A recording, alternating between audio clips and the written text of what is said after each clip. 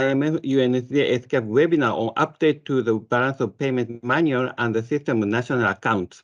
Last week, we had a successful webinar for Asia, and now this webinar will run today and tomorrow for the Pacific. Thank you for joining. The Advisory Expert Group, AEG, on National Accounts, Specialized Task Force, and the IMF Balance of Payment Committee has spearheaded the update of the Balance of Payment Manual, BPM6, and the 2008 SNA. This work has involved various technical meetings, production of guidelines notes, consultation with member state experts, and experiment with some of the proposed changes. ESCAP provided technical assistance and training on economic statistics and national accounts through its Statistical Training Institute, SIAP, and its Statistical Division. ESCAP convened a steering group on economic statistics, where senior national accountant, head of economic statistics department share knowledge, practices, and experiences. The group convened in 2021 to identify priority topics for inclusion in the update processes. Since then, some ESCAP member states have participated in piloting the proposed update to assess the impact on macroeconomic estimates. Many others have shared insights and provided comments during the global consultation process. Last month, the UNSC considered the recommendation for the update of the SNA 2008. In that regard, they commended the close collaboration between the SNA and BPM update team to ensure alignment between SNA and BPM recommendations.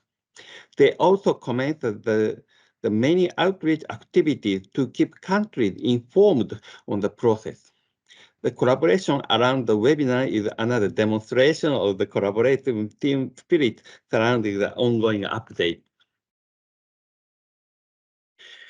This webinar is a joint activity of IMF, ESCAP, and UNSD with the following objectives. Number one, to ensure relevant national experts in Asia and Pacific understand the update processes, the resulting changes, and the implications for the official statistics production.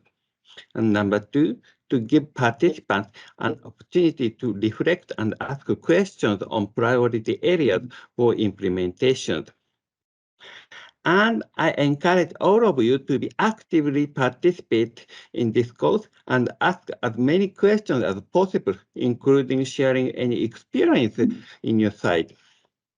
And finally, I would like to thank the IMF and UNSD for collaborating with ESCAP to organize and deliver the webinar this week. Thank you for moderators, speakers, presenters, and support staff of IMF, UNSD, and ESCAP. Special thanks to presenters from other regions who are working nights and early morning to fit the webinar for the Asia Pacific time zone. And I wish you a productive webinar. Thank you for the attention. Thank you. Thank you very much, Mr. Takata. Before we proceed with the sessions, I would like to see all the participants and can we see the participants from the Pacific? And then I think we also have participants from the non-Pacific countries.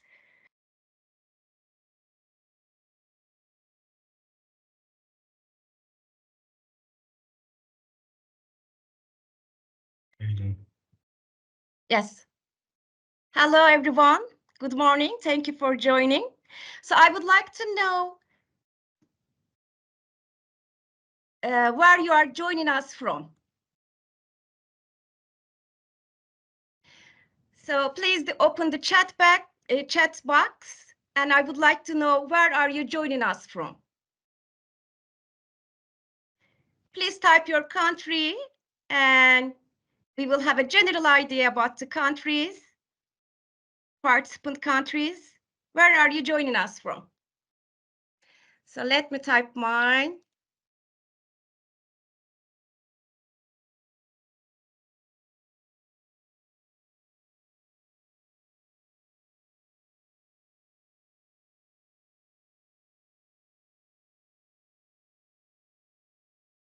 So 15 responses. I see government officials from Thailand, New Zealand, Samoa, Singapore. Where else? Bangkok, Cook Islands, Australia.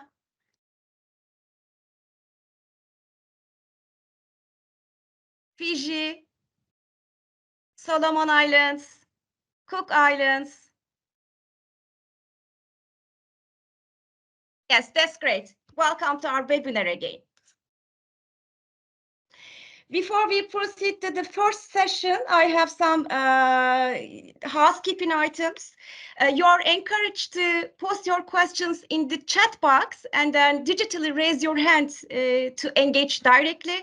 This is an excellent opportunity for all of us for active participation and then learning.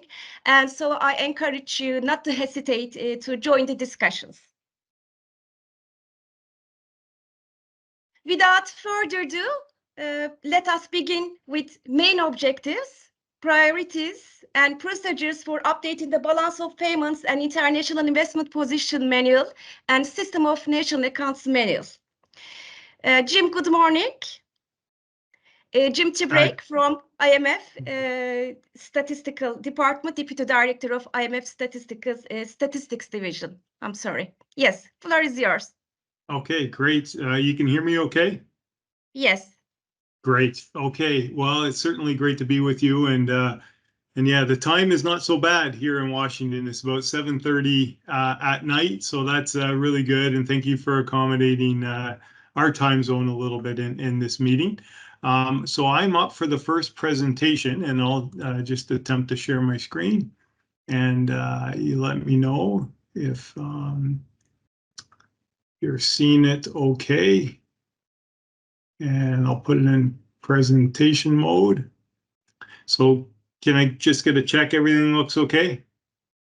Yes, great. Yes, we can see it. Okay, perfect, great. Well, as I mentioned, it's certainly a pleasure for me to be here, and this is maybe the fourth or fifth webinar that we've held on the update of the BPM and SNA, and it's a really great opportunity for all of us to engage together and talk about some of the updates that are coming, and start organizing ourselves to implement these new updated manuals. My job is really to convince all of us that there's many good reasons why we're updating the BPM and the SNA. And I know that all of you as compilers are going to have to sometime over the next number of years start thinking about implementing these new standards. And in many ways, you're going to need good arguments with your various budget holders to convince them to give you resources to implement these new standards. And what I'm hoping to do with this presentation is to give you some of those arguments as to why we need to update our standards and in many ways augment the economic and financial statistics that we are releasing as statistical organizations. So that was a bit of a long introduction. I'll try and make sure I stick within my 30 minutes. But really, the agenda is about why are we updating the standards? What are some of the key update themes? I won't spend too much time on that because I think over the next couple of days, you'll really dive into that in quite a bit of detail. I do want to talk about the update process and some of the unique things that happened during the most recent update of the BPM and the SNA. Some things that I think are really going to be helpful with the implementation, but also extremely helpful for users because they're going to see a much more consistent set of statistical standards. And then what we envision as international organizations and as a statistical community to support each other in implementing these recommendations. So that's my agenda for today. I thought what I'd do is I would just start with a few visuals of how things have changed since the last release of, or since the 2008 release of the SNA and the 2009 release of the BPM. And what has changed since that time? Well, in the BPM and the SNA 2008, there's no real concept of a self-driving car. I don't think we had that concept at that time. We may have had that concept in the movies that we were looking at and seeing, but really, I don't think any of us really thought that, you know, someday we would just be able to sit back, relax, and let the car drive us around. And interestingly, I recently bought a new car, and it had a number of these self-driving features on it, cruise control, take your hands off the steering wheel. And I was absolutely amazed at how close we are getting to be in a position where, yeah, we may not need to have our hands on that wheel very often. And that has incredible transformation implications for the economy. And our users are going to want data on things like how many jobs are being displaced by self-driving automobiles, as an example. One example, I'm going to go through a fair number. Crowdsourcing, how we fund investments or how we fund ideas is changing. As you may experience in your region, these platforms are standing up where people can propose ideas and they can seek funding for those ideas. They can seek funding for all kinds of different endeavors. It doesn't have to be an investment project. It could be simply a social cause that they want to support. But the way that people invest is changing due to the emergence of things like crowdfunding platforms. That didn't really exist, or that concept didn't exist, doesn't exist in our statistical manuals right now. The whole concept of ride sharing, of Uber. I mean, when we were building the 2008 SNA, the BPM6, we didn't really think about these large digital intermediation platforms and the way that they would act as an intermediary between a household looking for a ride and a household that has a car that has extra capacity in it. And this, you know, not having this in our manuals and not providing direction on how to account for this and how to account for the income to the driver, but also the income to, say, Uber in this transaction. I think it's important that we have these recommendations in the updated standards. If you think about mobile phones back in 2008, I have a picture of, I'm Canadian, and this is a nice picture of a Canadian BlackBerry that actually don't exist anymore. But that was kind of the state-of-the-art phone back in 2008. When you look at the phones that we have today, they're incredibly powerful, and we end up doing more and more on those phones every single day, from purchasing things to scheduling things. Soon we may be asking it to provide us very detailed responses to questions.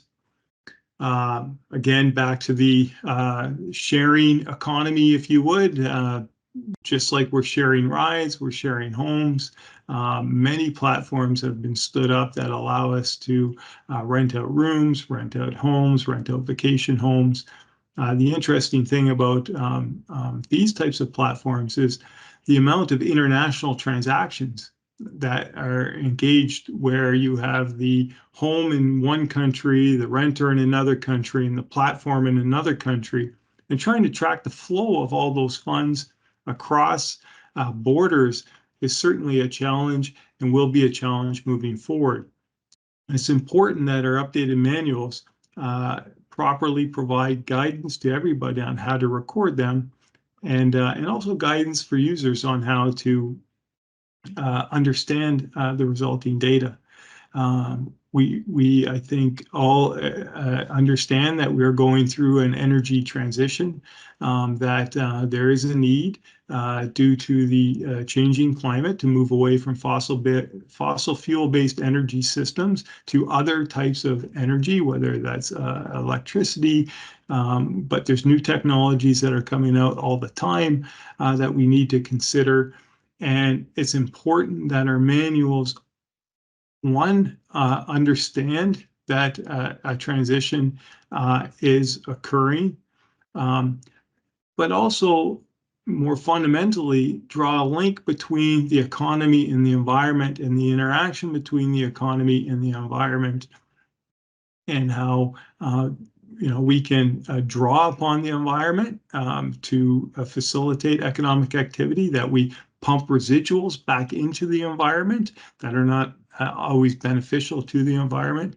And it's important that we measure this and that we properly account for it. Not just that we'll have an energy transition, but new technologies might emerge, allow us to capture the carbon as it's being emitted, maybe even start capturing some of the carbon that's already in the atmosphere, and in a way decarbonize the atmosphere in that respect. So we need to make sure that our manuals really articulate these types of issues, because we know that our users are going to be demanding data related to the energy transition moving forward. Switching over to financial innovation and different types of ways so that we may pay for things in the future, whether it's Bitcoin, whether it's central bank digital currencies, stable coins, whatever that might be. It's important that we incorporate these concepts into our manuals, and we start collecting and publishing data related to these types of innovations.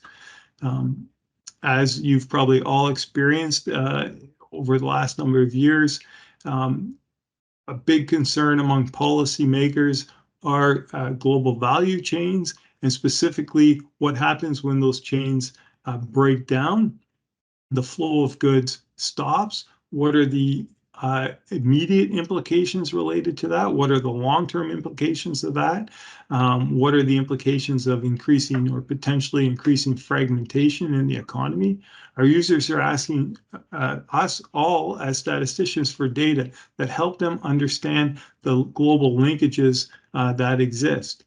And that's not just kind of the real linkages as we look at goods flowing across borders, but also understanding the flow of financial investment, the flow of funds across borders, and where those funds are maybe routed to as a first stop, and where those funds ultimately end up. So issues around the emergence of special purpose entities, where those entities reside, what are the flows of funds into those entities, what are the flows of funds outside of those entities, can have an incredibly important bearing on the economy. And maybe, I think, more top of mind are things like artificial intelligence. And I would say, and I don't want to be overly dramatic, but I think we're in a bit of a midst of a transformation that's occurring. We don't yet fully understand the implications of artificial intelligence, open AI, generative AI, the implications that that will have on the economy. But we do know that our users are going to be looking for us to provide a large amount of data, both on AI, but the implications of AI on the economy. We can think of things about the implications of AI on the labor market and potential job displacement. And what does that mean? And what sectors are we seeing AI crowding out traditional labor? And I think it's incredibly important that our standards recognize this and be as forward-looking as possible. So those are just a few of the changes that we've seen since 2008. I mean, if you go to the SNA right now and you search for the word digital, it appears twice in relation to digital cameras. And if you think of in many ways, the revolution, the digital revolution that we've been going through, our manuals have to provide a significant amount more guidance to you as producers on how to record digitized economic activity, but also how we can present this in a meaningful way to our users. So when somebody asks, why are you updating the BPM and the SNA? I think you can really point to any one of these changes to say they're having profound implications for the economy, and we need to update those guides to allow us to properly record this. So I won't go over this slide very much, because this slide really says everything I just said, that we're updating the manual because there's incredible shifts occurring in the economy. We need these frameworks to be robust, resilient. We've been, in some ways, as a community, criticized about our manuals not keeping up with the pace of economic change. And I think the manuals that we have and that we're presenting to you now, the updated manuals, are very much aligned to record the transactions and the stocks that occur in today's economy. And I hope also they're forward-looking and helping us track what's about to come. Now, just to give a little bit of history, I'm a bit of an older national accountant, balance of payments compiler. So I've been through a few rounds of these update processes. If you're newer, maybe this is your first round of update processes, but rest assured, this is not the first time that we've gone through this process. In fact, the manuals have been updated since their inception. And so there's always been this desire to reflect on the economy of today and make sure that that economy is properly reflected in our manuals. And when we make updates to the manuals, we really make 3 or 4 different types of updates. We change the concepts, and I would say those are major updates. So if we change the concept of production or the concept of what is an asset, that has extremely important implications for our statistical standards. We may change the methodological updates, just that's kind of the way that activities are measured. We may, have sort of a ratio, 50% or more, it's this, 50% or less than 50%, it's that. We may decide, no, that's not right threshold. Let's change that threshold. Those are some of the kind of the methodological updates. And then we simply, the way we present things, and that includes things, the way our classifications and updating our classifications. I would say more and more, we've placed greater emphasis, and I'll really come on to this point a little bit later, on consistency of our manuals with other manuals. So what are the issues that we've unpacked in this update process and that you'll be discussing in detail over the next number of days? Well, on the SNA side, I would say a lot of work was done on the idea of improving well-being, sustainability, accounts, indicators, tables. So really trying to articulate, one, the interaction between the economy and the environment, and two, also this idea of equality and sort of getting away from this big, large average GDP, but looking at how GDP from an income concept is distributed across households and who's gaining from growth and who's not gaining from growth. So that's really kind of, I would say, those issues were more dealt with in the SNA and more pertinent to the system of national account. But then there's a whole host of issues that we explored both as jointly between balance of payments and national accountants, and that's around globalization, around financial innovation, intellectual property products, Islamic finance, the informal economy, and then we had some what we would call BPM priority areas related to the current account, direct investment, balance of payments.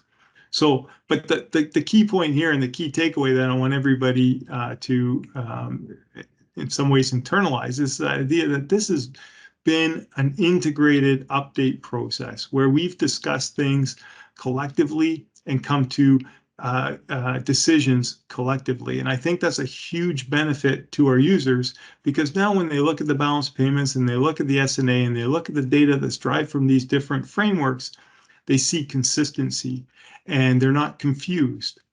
And it makes sense. And I think that's an incredibly important outcome of this process. So just to dive very quickly into a few of the updates, I've spoken to these already, but I just want to kind of take it back to this idea that everything we've done is really user-focused. So we didn't update just because we as statisticians felt it was a good thing to do. We heard from users and they said, hey, there's a whole bunch of non-bank financial intermediation occurring, and this could have implications for financial stability. We need data to understand what's going on. What's the size of non-bank financial intermediation? What's going on? How big is it relative to typical financial intermediation? Or, hey, we're seeing the emergence of things like Bitcoin, and we're starting to see central banks stand up CBDCs. What are the implications of this? What's the size of this? What's the use of this? How's it being used? How is it being used in cross-border transactions? These are questions that we as statisticians get, and we need a robust system to allow us to record these transactions and present the data back.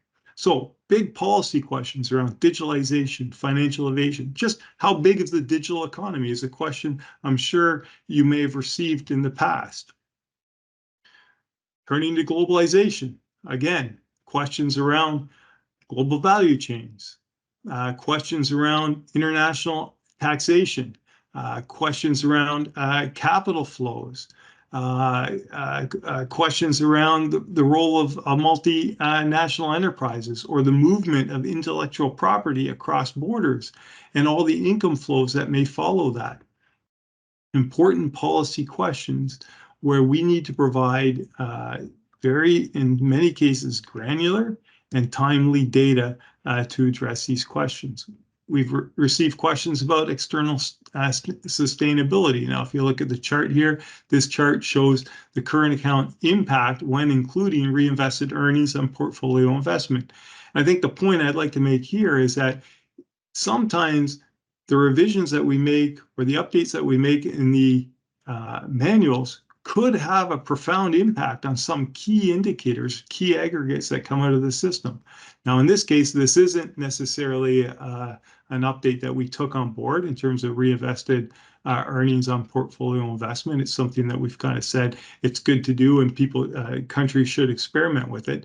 But, and part of the reason was because one, it's hard to measure, but two, it also has a major impact on things like how we view the current account. So some of the changes that we're introducing can be quite significant and can affect some of our key aggregates quite a bit. I've talked a little bit about this idea of creating a better link or between the economy and the environment in the standards.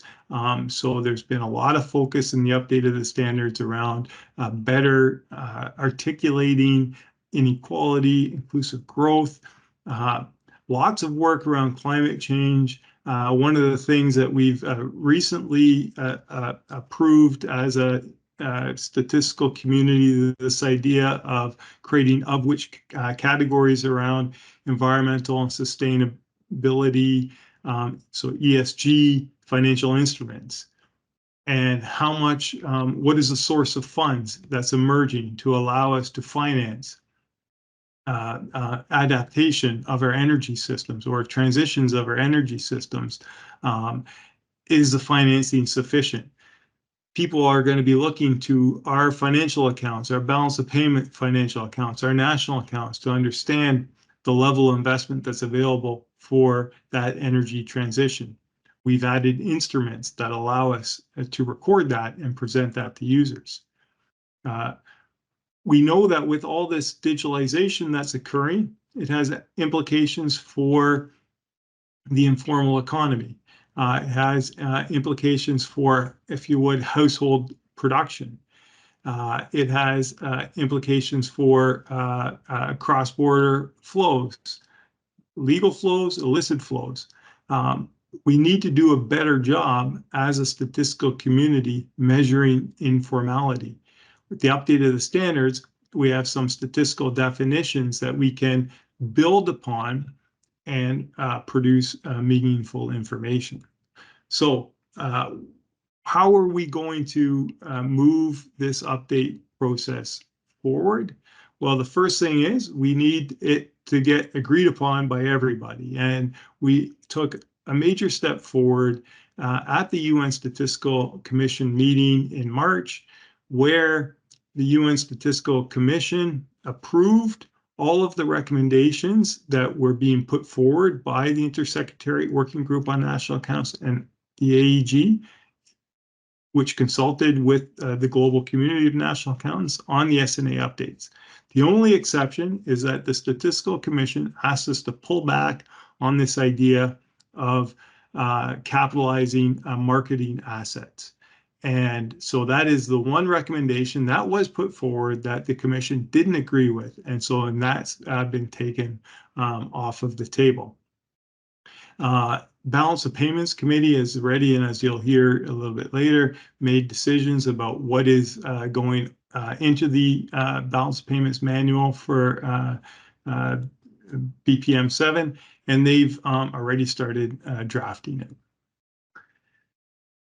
Just to go back a little bit to the update process and how this was done, one of the novel things that was done in the update process was the development of a joint research agenda and joint expert groups or task teams that explored each item on the agenda and drew upon expertise from the Government Finance Statistics Committee, the SIA Committee, which is the Environmental Classification Committee, and the Monetary and Financial Statistics Committee. We held joint meetings between the AAG and the Balance of Payments Committee. This was great from just a great dialogue between the different domains, but it was also very efficient. We discussed things once rather than twice and then tried to see if we agreed. We said, no, we're going to get everybody in a room, we're going to discuss it, and we're going to come up with the best solution possible. Another item I'm extremely excited about is this idea that we have a coordinated drafting process between the BPM-7 and the SNA. We've agreed on 4 joint chapters, meaning word for word, the chapters will be the same in the SNA and the BPM. We have a common glossary, and we have common text for general principles. This is a huge step forward to what I would hope sometime would be an integrated set of manuals. I think this is a great benefit for the producers of statistics and for the users of statistics. So as I mentioned, and I won't talk about this, but we had great coordination between all of the various stakeholders in the update process, and we had an incredible amount of consultation and feedback from almost every country. So 176 countries have participated in at least one of the consultation processes that have taken place. We're well towards the end point. We're at the drafting stage for the SNA 2025 and the BPM-7. And the hope is that March of next year, we will be able to, in some ways, declare victory and say, hey, we have a shiny new BPM, we have a shiny new SNA, and we collectively will work towards enriching the statistical system with a whole host and range of new data that can answer some of the policy questions that I alluded to earlier. I just want to say one word or 2 words on implementation, because I know as compilers, you're hearing this and you're saying this is all good, but you know, Jim, you're going to go away and, well, you don't really have to kind of, you know, you're not running a statistical program. You don't have to implement this. You don't need to garner the resources to get this done. And I totally understand that. I mean, I come from Statistics Canada. I worked there for 30 years, and I remember going through the SNA 2008 process, and that was endeavor. It required significant amount of resources. It was challenging. It was taxing. So I still have that in my memory. So I really understand a little bit what you are maybe seeing moving forward. And I just want to let you know that I think we as international organizations really see our role is to support you in whatever way we can with the implementation of these standards. And this webinar is one, you know, small step in that, but we're have other ideas. We are certainly want to get these publications produced and out in your hands as soon as possible. We want them to be electronic publications.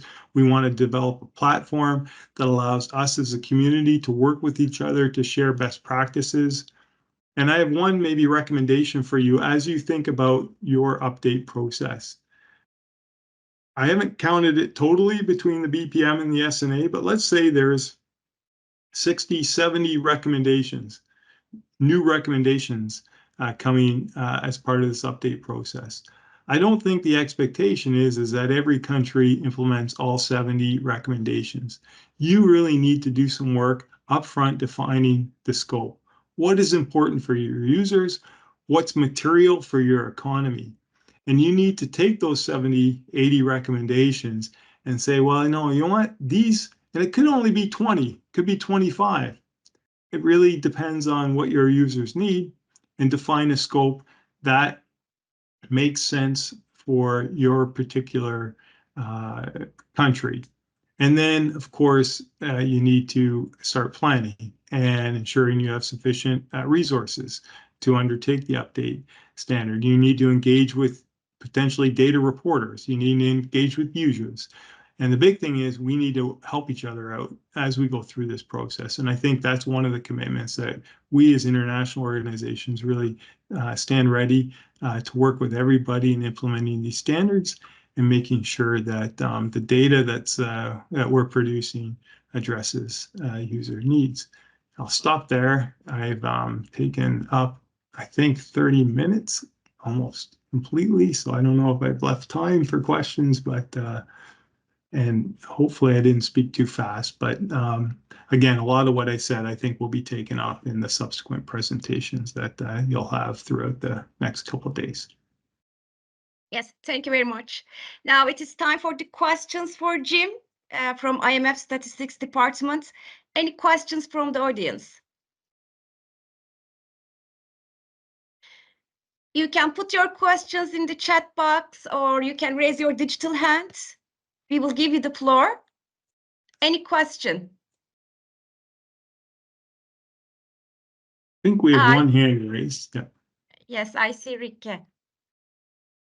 Yes, hello, and thanks very much for a very clear update, Jim. Two questions come to my mind. The first one is that we've now seen an update process that, if everything goes to plan, it will be a process that will last 5 years in total.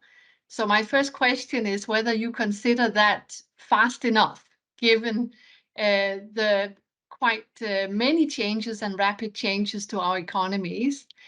And my second question relates is related to your slide on implementation advice. And given that the webinar today and tomorrow are particularly focused on Pacific Island countries, of which many are very, very small economies, but certainly also very, very small statistical offices, if you have any particular recommendations in that context.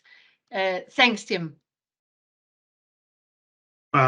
Great question. You want me to I'll take that question and then we'll see if there are any more. So first of all, I love the first question because I didn't talk about that in the process about kind of what's next in terms of updating these standards and maintaining these standards. And I think there's a recognition, although I would say it's maybe not widely shared, that we can't think of the next update being 15 years away. So we need to think a little bit differently moving forward about how updates take place. And for example, not every update issue is the same in terms of its implications for the standard. Sometimes we're updating to incorporate a new economic phenomenon. Well, we shouldn't have to wait 15 years to code that into the standard. And coding that into the standard isn't going to really disrupt things because it's new. So you don't have to go back and backcast anything or anything like that. You just have to start recording it. So as soon as we figure out how to record it, why don't we put that into the standard and give that guidance to everybody so they can start recording it properly. So I think that's some of the thinking around how can we be a little bit more agile in maybe using the word maintaining these standards, right? So maybe we should be not thinking about updating them, but just maintaining them so that they're always relevant and they're always reflecting the economic conditions. I'm not saying I have the answers for you yet, but there has been a task team that's been put together to look at this exact issue, to say, what do things look like moving forward? So quite excited about that. Now, in terms of, things specific for island economies, I can't point to, anything, specific in the list, but I think everybody needs to consider materiality. I think you have to say, like SPEs, right? How do we, want to have a granular breakdown of SPEs? Well, okay, if you have a lot, yeah, you should do it. But if you have one or two, like maybe that's not where you should spend your scarce resources on that, or on sustainable finance or climate finance. Well, maybe you shouldn't do too much work breaking those out if really it's not that important in context. Now, maybe it is for the island economies to have some granularity on climate adaptation financing, so that might be an important thing that you would want. So I would really kind of focus on, and I always ask you the question, are users asking me for this data? Okay, then it's probably important. Is it material? Like, is it gonna impact things? And then, what's it gonna cost me to stand this up? So, take a very, rational, if you would, approach to this. Thanks. Great question. Thank you. Okay, thank you. I don't see any other question in the chat box, but I have a question. So what do you think about the data governance? And then do you think the data governance would help to strengthening the national statistical system? And then how would this help in the end for the implementation of the 2025 SNA and VPM7? Okay, that's a big question. Maybe that would be a whole other presentation. But if I kind of dig a little bit into what you're talking about, so I think, and this isn't just for the update process, I think it's a general statement that we as statisticians moving forward are going to use different types of input data in the production of statistics. And we're not going to necessarily always use survey data where we can design the survey and we can, choose the questions that are asked and map those questions into our nice statistical frameworks. We're going to, in some ways, kind of get what we get and have to make the maximum use of this information. And what that means is as statistical organizations and as a national statistical system, a different governance model around data needs to exist. And there needs to be enhanced data sharing. But there also needs to be things like national statistical policies that when certain government institutions are collecting data from citizens, that as they design those systems, statistical considerations are taken into account. And so they say, okay, we're going to stand up a new value-added tax system, for example. Well, they should be talking to the National Statistical Agency saying, okay, well, how do you want us to classify the firms? What indicators do you want us to collect in addition to the sales tax? How should this file be formatted so that it can be used widely across the national statistical system? So I think as we go through this update process, and you'll be engaging with a lot of users who are also sometimes providers of the raw material to the statistical systems, it's going to be important to really strengthen national data governance systems. And I think, that's, if we think about implementation, that's, I think, an important aspect that we need to unpack globally moving forward. So hopefully I addressed your question, maybe not, but anyway, hopefully, you get a little bit of the idea. Thanks. Yeah, thank you very much. ESCAP has also conducted several webinars and then studies on data governance. Rike, would you like to add something? Yeah, thanks, Pinar, and thanks, Jim. And sorry to our participants, it starts looking like a bit of a dialogue here between two people. But indeed, as Pinar mentioned, ESCAP has over the past year worked quite a lot of data on data governance, and the reason we are doing that really speaks into some of the comments you just made there, Jim, that things are changing. The data environment that NSOs are operating within is changing, and there is a sense, in particular, because many governments are on a journey of digital government transformation, that legislation is changing, and somehow NSOs have a sense in many countries that they may be left a bit behind and therefore not being part of the important discussions and legislative changes also that are taking place in this context in government. So that was really the driver why we at ESCAP were asked by countries in Asia and the Pacific to start working a bit on this. First of all, to try to establish a common language with which we could actually discuss data governance, because it's very fluffy, and it seems very often that when one engages in dialogues, I may say something, another person may agree, but we may be talking about two totally different things.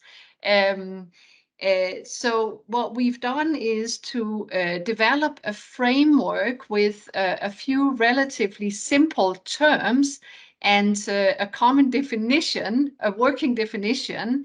And we've then used that framework to develop one-page data governance profiles for a number of countries in the region. And I'm seeing my colleagues are sharing in the chat now links to both the framework and to some of the example one-page overview data governance profiles.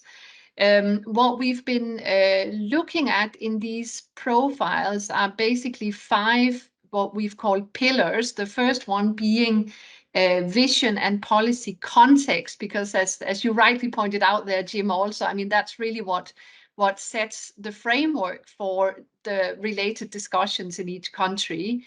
The second pillar focuses on data management arrangements, policies, rules, and institutions, including, of course, for data sharing, which when we talk about compiling the national accounts, balance of payments, is so absolutely fundamental. The third pillar describes current responsibilities within, let's say, the data ecosystem, deliberately taking a scope that goes beyond the national statistical data system, outlines if any agencies are taking up specific responsibilities in the context of data management. The fourth and fifth pillars focuses specifically on data sharing, the first one being focusing on accessibility and integration, and the second one focusing on data sharing, risks, and mitigation, because indeed this whole safeguard issue is more important than ever.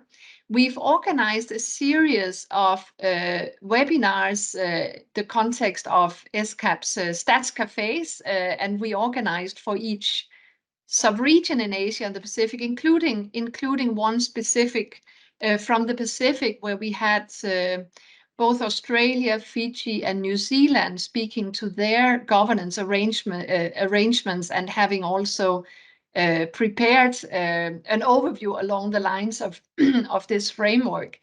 And this discussion was actually very, very interesting, and it's taped, and the audio and video is available through one of the links that have been shared in the chat. So I think just a couple of points that have come out quite strongly in the discussions so far is that when we talk about data governance arrangements, we really can't look at, you know, any one size fits all. It's extremely context dependent. It also changes all the time. There's a lot of sort of natural dynamic at play here. And the focus therefore also should not be only on legislation. It takes too long time to change legislation. Trying to get working arrangements in place that are functional is really important. Another thing also in terms of the conversation surrounding data governance, a real strong recommendation for statistical offices to get engaged in those discussions, whether a statistical office wants to be a national data steward or not. The discussions are incredibly important. And one of the points that came out very strongly is that if any other government agency doesn't know how to manage data properly, any misuse is going to fall back on the NSO and hurting the reputation of the NSO, no matter whether it was their fault or not. So I think that's definitely a strong, maybe negative incentive, but a strong incentive nevertheless to get into this. So Pinar, I think I'll stop here. And anyone interested, please do investigate the links that have been shared here in the chat. Thank you. Yes, thank you very much. There is one more comment from I saw Tom Lay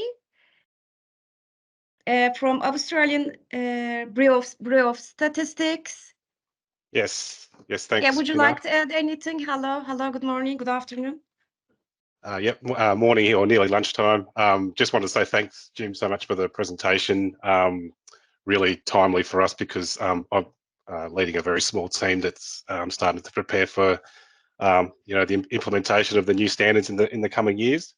So I really liked some of the anecdotes that you presented in your earlier slides around some of the new activities, because we're actually just about to go out and talk to our users and really try and pitch some of this work to get support for funding and things. So just to say, yeah, that was really great stuff, and I'll probably steal some of the content and put that in front of the faces of our users. Maybe one question I had for you, Jim, was I guess one thing we're considering at the moment is about how do we disseminate these new insights to our users. And I guess as statisticians, often when we think about implementation, we think about when things appear in GDP and net worth and all the other key measures, but there's generally quite a long lead time to kind of put those through, because of you have to put these things through supply use tables and the quality checking and things that goes with that before they become official statistics. But I guess the other kind of way we're thinking about disseminating is actually putting out sort of more experimental type estimates and getting some of those insights out to our users a lot faster. So I guess I was kind of interested in your thoughts around, and any advice around, how you could sort of balance that trade-off a little bit. And so interested in any thoughts on that. Yeah, that's a great question, and I'm not surprised that the ABS is thinking about this. I think you were the first ones to implement SNA 2008, so I could see you guys wanting to maintain that status as a first mover in the world of national accounts. Anyway, I'm very supportive of that idea of putting out some experimental estimates, sensitizing the users to it, getting their feedback on it. I think it reduces the risk in many ways of the entire project.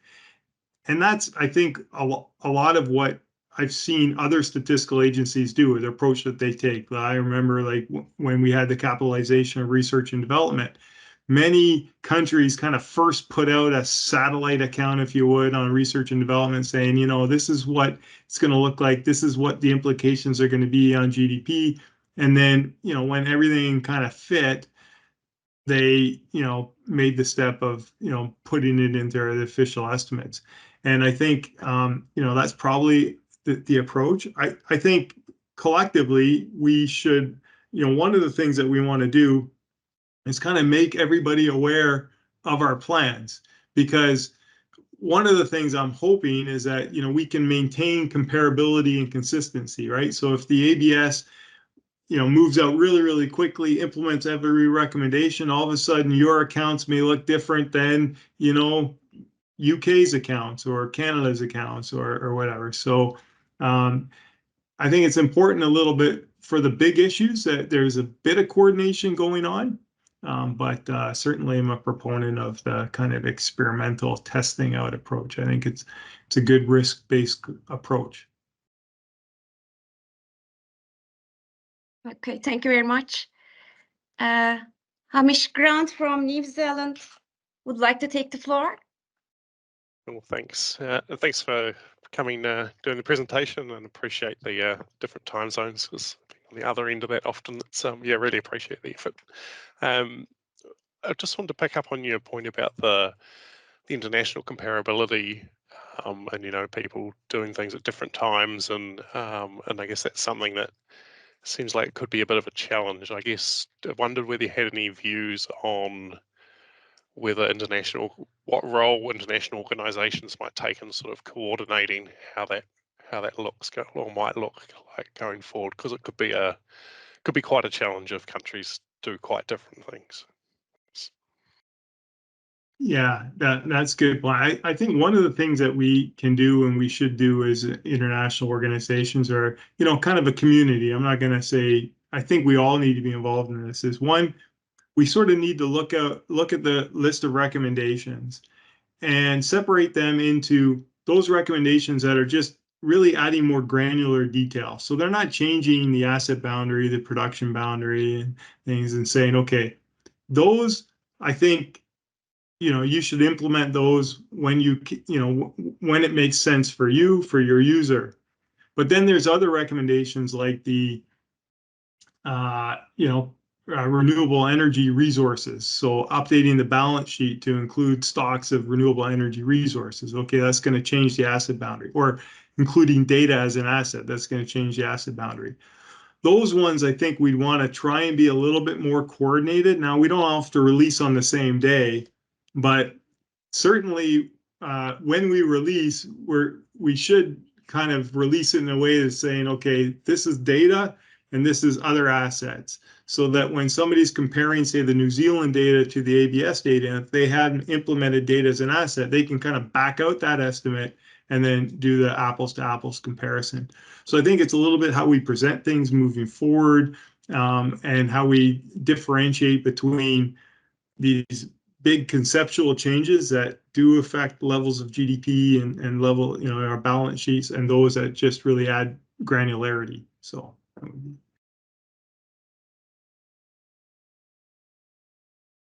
Okay, thank you very much for all the questions and the answers. Now we will move to the second presenter, Bedri Zimeri from IMF Statistics Department. He works as a senior economist. Bedri, floor is yours. Hello. Thank you, Pinar. Hello, everyone. Thank you. Let me share my screen. So, Pinar, can you confirm you can see my Yes, we screen? can see. Oh, okay. Okay. Thank you very much. So thank you all of you for the presence today. It's a pleasure to have the opportunity to address such a wide audience here today.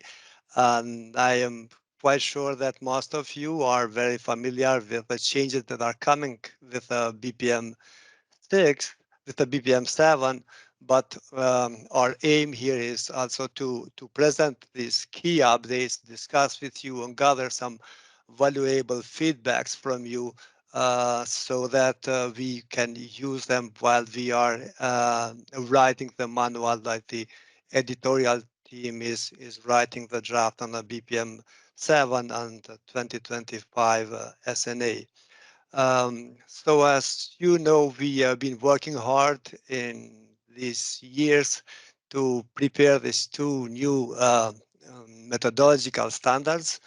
And finally, hopefully by March next year, we will be able to publish both these statistical standards. In my presentation, I will be highlighting changes across various topics that are coming in two chapters. the flow, stocks, and accounting rules. That is one, and the other one is another residency, institutional units and sectors. And these two chapters are kind of cover the building blocks of macroeconomic statistics. So as you know, the SNA and the BPM7, and as Jim mentioned, are drafted together. The research agenda has been prepared together, and some of the chapters have been drafted together. And two of them are the chapter on flows, stocks, and accounting rules. That in BPM7 will be chapter 3, and in 2025 SNA will be chapter 4, and the chapter on residency criteria, on institutional units, on sectorization, that will be chapter 4 in BPM7 and chapter 5 in 2025 SNA. However, in the drafting stage, only those issues that are relevant for external sector statistics will be part of the chapter 3 in BPM7 that are important from the perspective of the balance of payments manual, and likewise only those issues that are relevant for the national accounts will be included in the SNA in this appropriate chapter. For instance, in BPM7, we include only those parts that are relevant for flows and positions with between residents and non-residents. These two chapters follow the structure that was already presented in the SNA, and the discussion of some topics have been reorganized in BPM7, has been extended by bringing some relevant discussions from the SNA and also from some other manuals as well. And then the same is done for the SNA as well. So let's start with changes that are coming in the first chapter, flow, stocks, and accounting rules. One of the items in this chapter is the valuation in the BPM7. So the valuation with respect to valuation, there are no significant changes proposed, but there are few clarifications that are added in this chapter. And one of the proposed changes is related with concessional lending. So the new manuals, the BPM and the SNA, will recommend to never record a transfer element in the central framework of national accounts and external sector statistics, except for concessional loans provided by employers to employees. This is more elaborated in the guidance note F15. As per the EDS manual, external debt statistics manual, there is no unique definition on concessionality, but according to what is provided in the GN F15, that concessionality involves transactions where a loan is granted bearing an interest payable below normal market rates as a matter of policy, such that it contains a transfer or a gift element from the creditor to the debtor. So the research question that was answered in this guidance note and it was discussed on concessionality lending was, if an economic agent provides concessional lending to another economic agent, whether the difference between the market rate and the concessional rate should be recorded as a transfer from one agent agent to another one. And after a long discussion, it was agreed that the new manual should recommend to not record the transfer element in the central framework of SNA and the ESS, except for concessional loans provided by employers to employees. So in the case of concessional loans provided by employers to employees, and in this cases, so the transfer element should be recorded in the current account of the central framework. And in case of concessional loans provided in a non-market context, for example, provided by the governments or the central banks and international organizations as capital transfer at inception, but this should be recorded just as in the supplementary tables only. So more reference to this will be provided in the relevant chapters in the BPM 7 and 2025 SNA.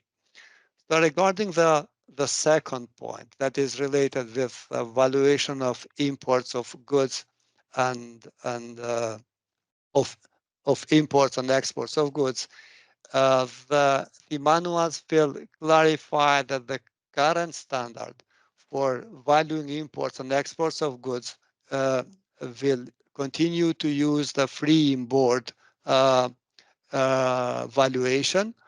However, it will be noted that the valuation of imports and the valuation of exports at the observed transaction value or invoice value is conceptually the preferred one, and subject to further testing and subject to ensuring that data availability will not be an issue. This will be implemented in the new manual. So it has been agreed that access to invoice data might be a challenge, and this was the main reason why conceptually this proposal was not approved, and the FOB remains the recommended recording. So thus, we are not bringing this as a requirement in this version, but we are underscoring that this is the preferred way, which will be the standard for the next update of the manual. So it will give time to compilers for transition, and we are also highly encouraging the compilers to explore the possibility of collecting such data, being mindful of the challenges that may face to collect data at invoice value. And after let's say 15 years or so, when we update the next manual, this won't be we will not be discussing this conceptual issue, but the focus will be mainly on availability of the data on that topic. So for this update, no big changes on imports and exports of goods either, and more details on this will be provided on chapter 10 on BPM 7 and under the goods account. As you most probably are aware, this was elaborated in detail in guidance note G1. Regarding stocks of debt securities at nominal value, explicit guidance will be provided on to compile stock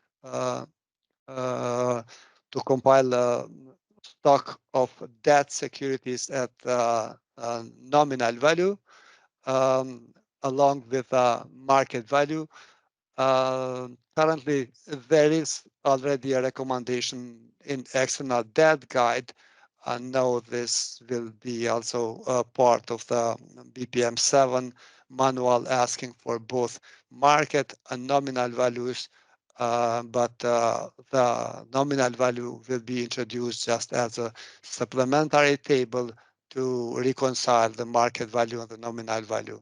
So this will not be part of the standard presentation, but will be part of the supplementary tables to offer to users understand the difference between market value and nominal value for debt securities. With regards to transactions, the BPM7 will provide some further details and some further guidance regarding partitioning of assets. So some examples will be provided to clarify what it is and how to record, how to unbundle some transactions. So as you know, partitioning refers to unbundling of two or more different transactions that appear as a single transaction. For example, partitioning of poor interest from FISM. So there will be more text in the BPM7 explaining partitioning of transactions, and the BPM7 will clarify that partitioning of transaction in assets may be also relevant in case of non-financial assets which are used at two distinct purposes.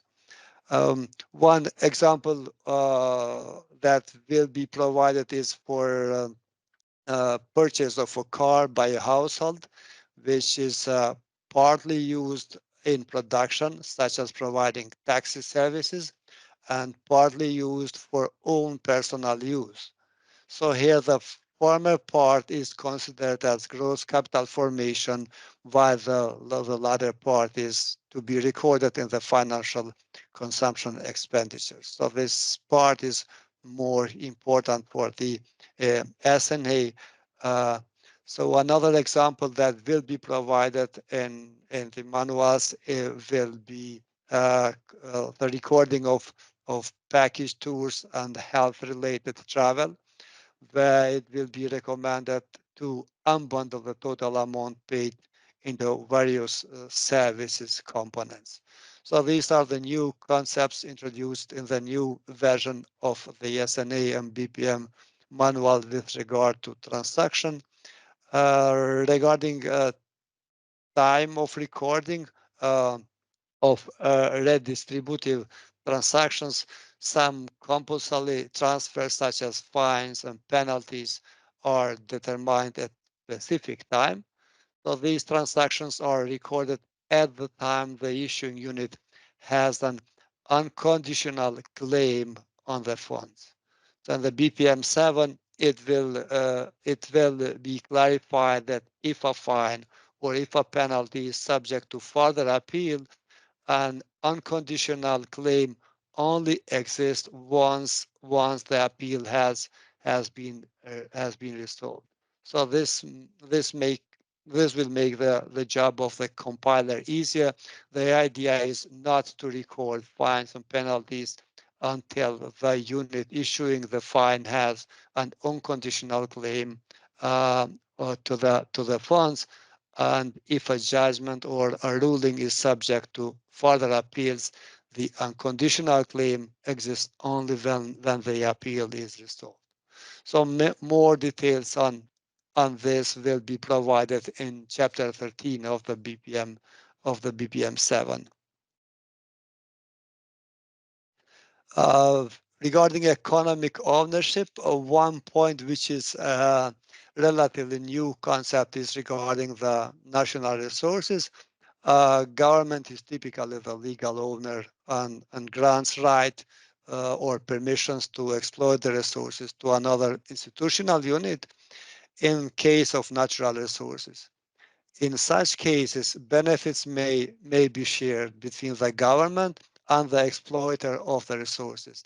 And the government and the economic ownership of the resources is then split between the two entities involved in line with the shares each entity appropriate.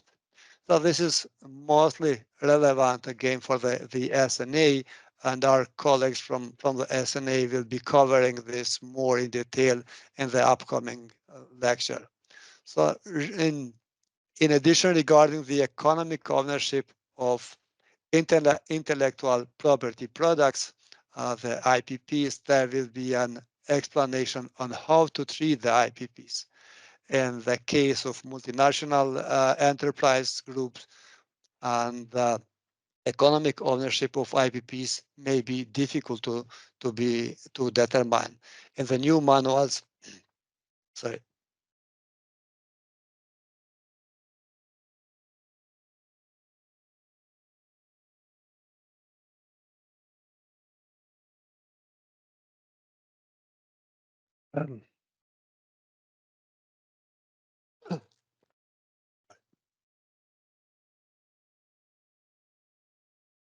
I was saying in the new manual, there will be a reference on the use of a special decision tree from the UNECE guide to measure the global production.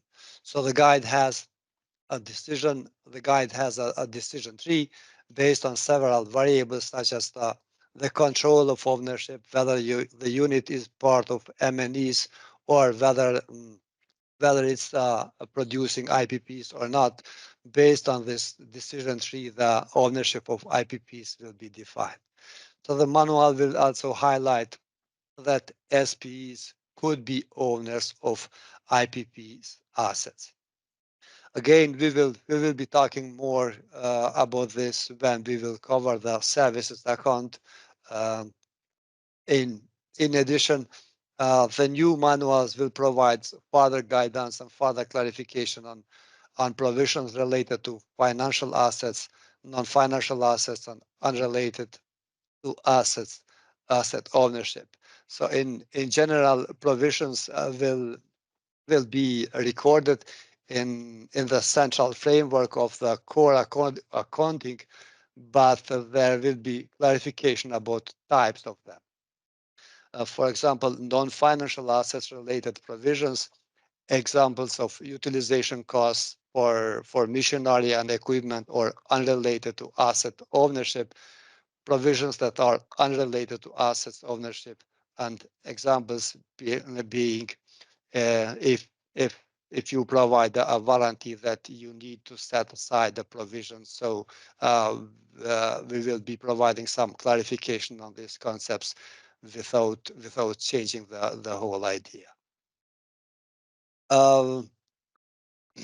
With regards to Chapter 5, the residency, institutional units, and sectors, similar to Chapter 3,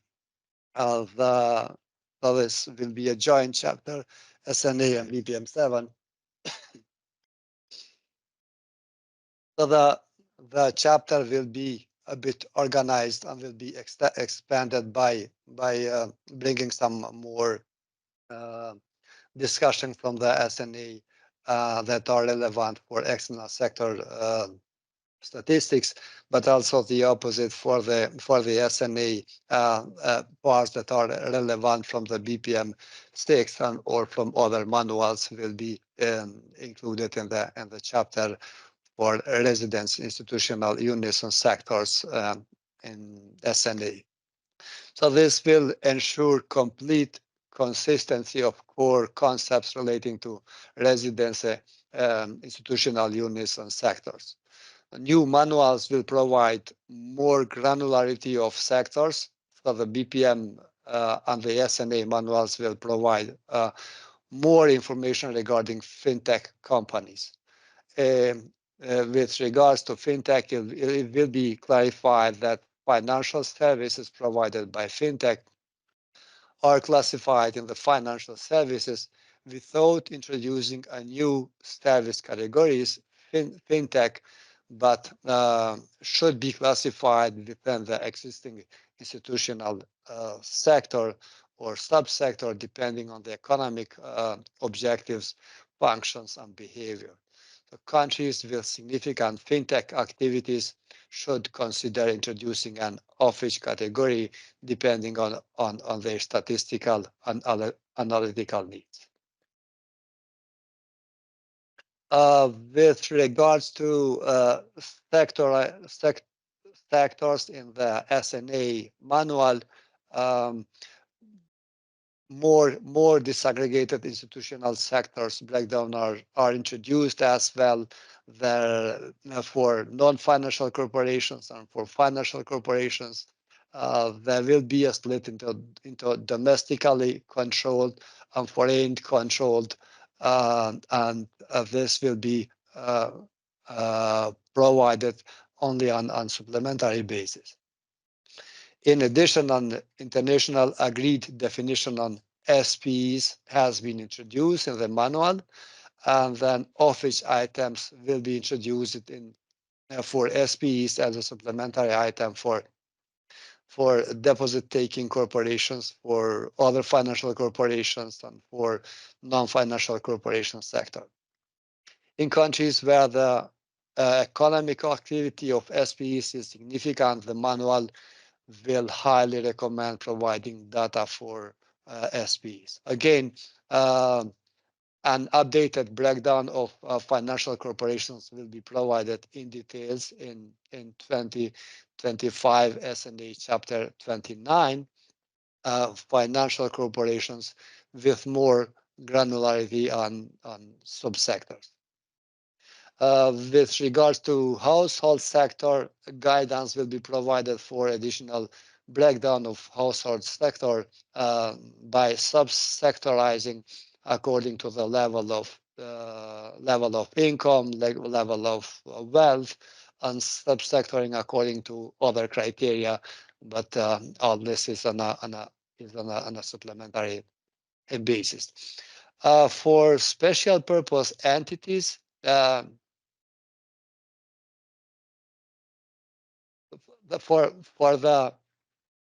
the sectorization that will be part of the BPM7, again, more disaggregated institutional sector breakdown is introduced with the BPM7, where other financial corporations are further divided by money market funds, non-MMF investment funds, insurance corporations, pension funds, other financial corporations, and then off-which for central clearing counterparties and captive financial institutions and money lenders and financial auxiliaries, and off-which will be an SPEs.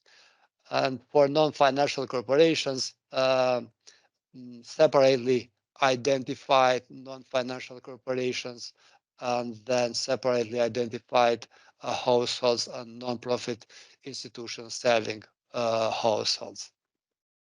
So again, on the household sector, guidance will be provided for additional breakdown when possible by subsectoring according to the level of income, level of wealth, or any other criteria that is relevant. On special purpose entities, as I mentioned, the concept of SPEs in both manuals will be clarified, and this item has been discussed for a long period of time. As a result of these discussions and as a result of this work, a definition of SPEs has been agreed, and it will be provided in the manuals based on the BOPCOM paper on SPEs and the guide on SPEs that is published.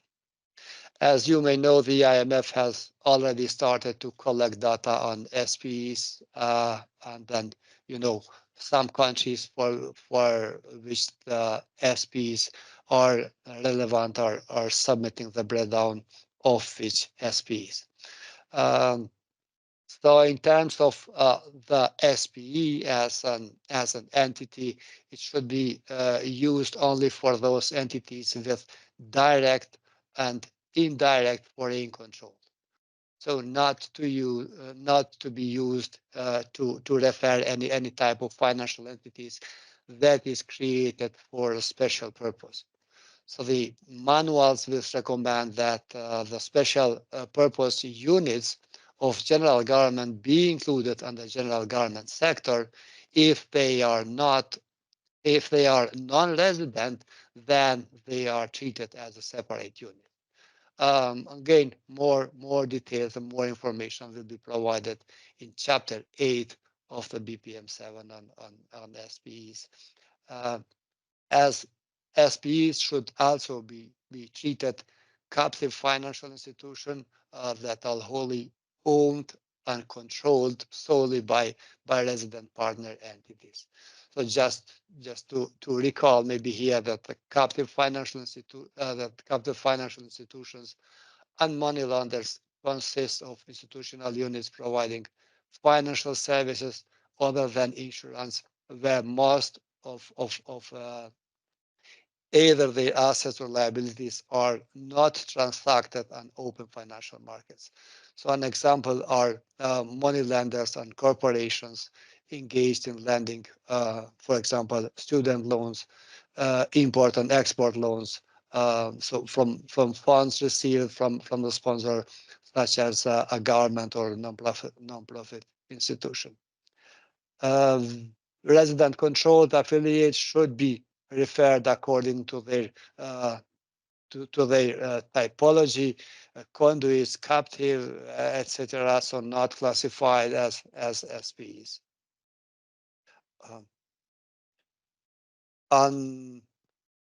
So that there will be a clarification on both manuals with regards to head offices and then holding companies. Definition will be provided for head offices and holding companies. Head offices refer to institutional units that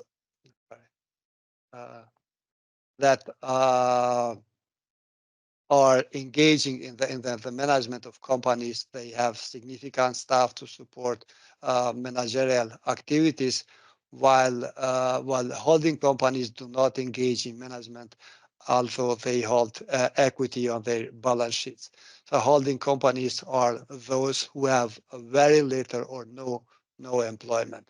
Sometimes it's difficult to distinguish. Sometimes it's difficult to distinguish, but clarification will be provided in the SNA manual. Perhaps the number of the staff could be used as one criteria. So this is more relevant for the SNA. And then finally, criteria for classifying the corporations controlled by a non-resident will be defined according to the control of the voting power. Control will be defined according to BPM-7 definition and the new manual. So at least 50% of the voting power will be the rule for the control consistent with the BPM treatment. So for example, a corporation is said to be a subsidiary of corporation A if corporation A holds more than 50% of the voting power in corporation B. So with this, I am ending my presentation on these two chapters. I know that some of these updates have been introduced briefly in this presentation, but we will elaborate more in following presentations today and tomorrow. Thank you. Thank you very much for your attention. Thank you very much, Bedri, for your presentation. Any question from the participants? I see 54 participants in the list. Any question?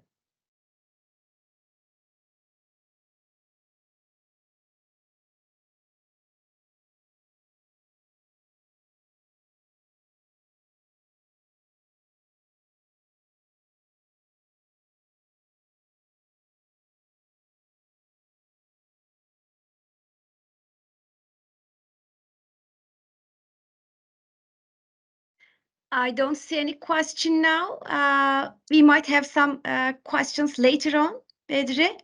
Yeah, we will have a section at the end of the presentation, like 30 minutes to discuss any potential questions. Thank you. Okay, thank you very much. Now we will move to next presentation. by Jennifer Rybarski, Deputy Chief, Real Sector Division, IMF. Her presentation will be on globalization. Hello, good evening. Hello, everyone. It's my pleasure to be here today. Let me share my screen and make sure that everything looks good.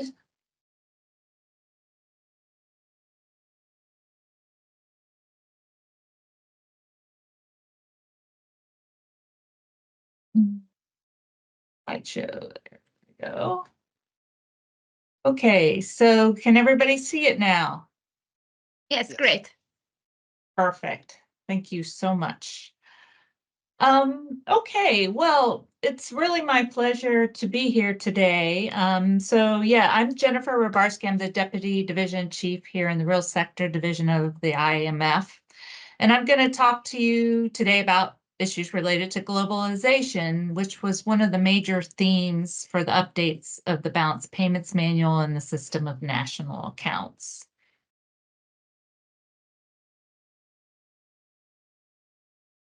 So before I begin the presentation, I will quickly go over what I'll discuss with you today. I'll start with an introduction of the issue, and then I'll briefly discuss the main issues that will be addressed in the updated standards in relation to global production and the activities of multinational enterprises. And of course, many of us know that there are globalization-related measurement challenges, which the updated manuals will focus on some of the key issues. But the manual will also include how us statisticians can help data users to understand how globalization impacts the statistics by providing additional data that helps them better understand what is going on, as well as some analytical tools that have been developed to enhance the understanding.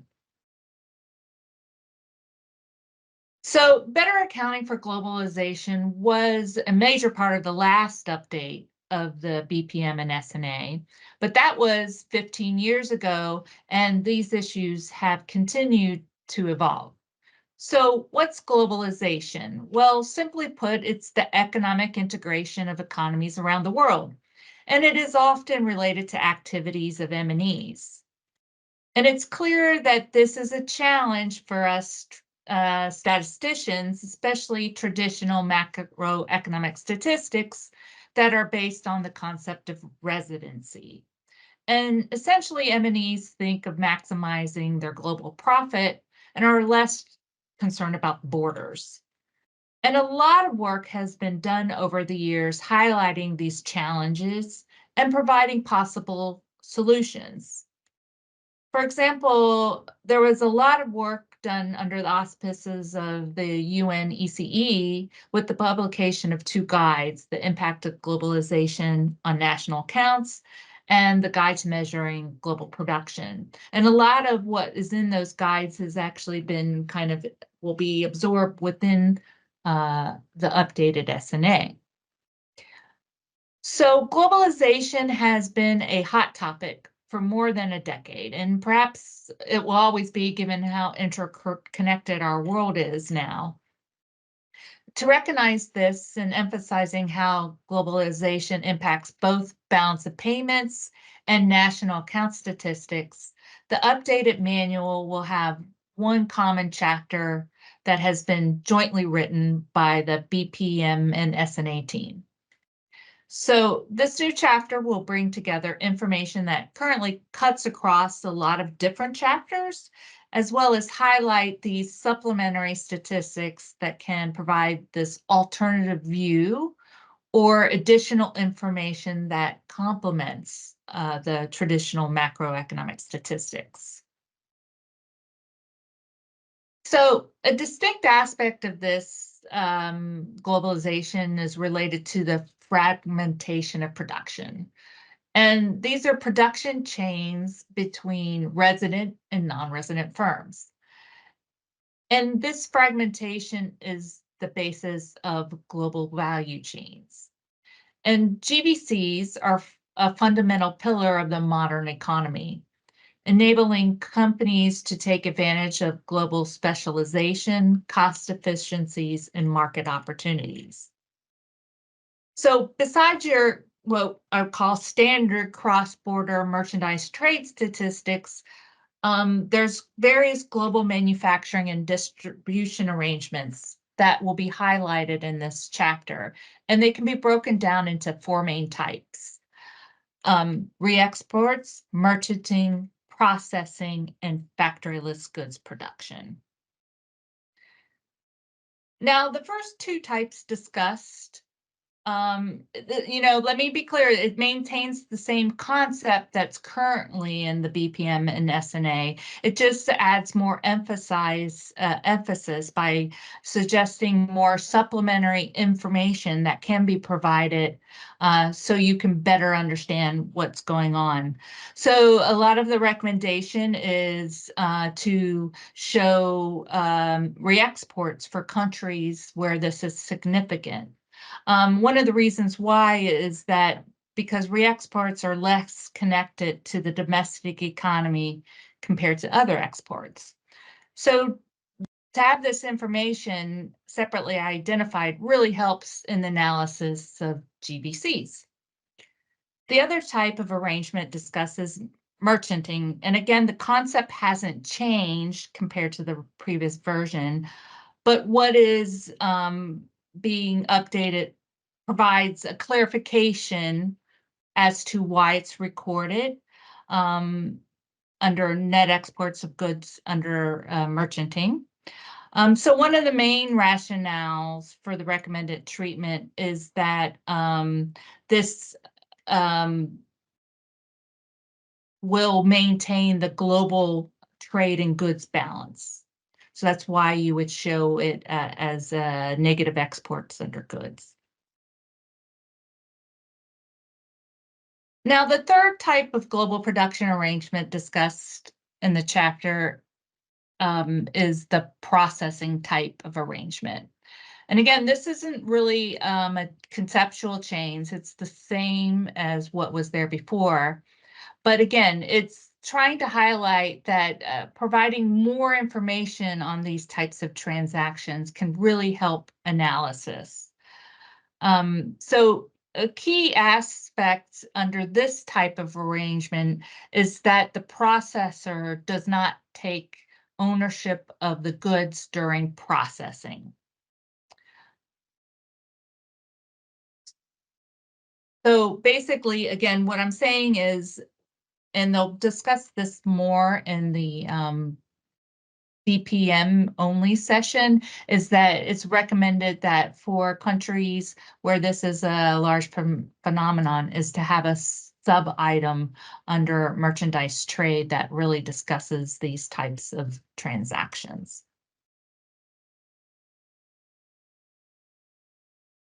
The fourth type of arrangement in the chapter talks about factoryless goods production.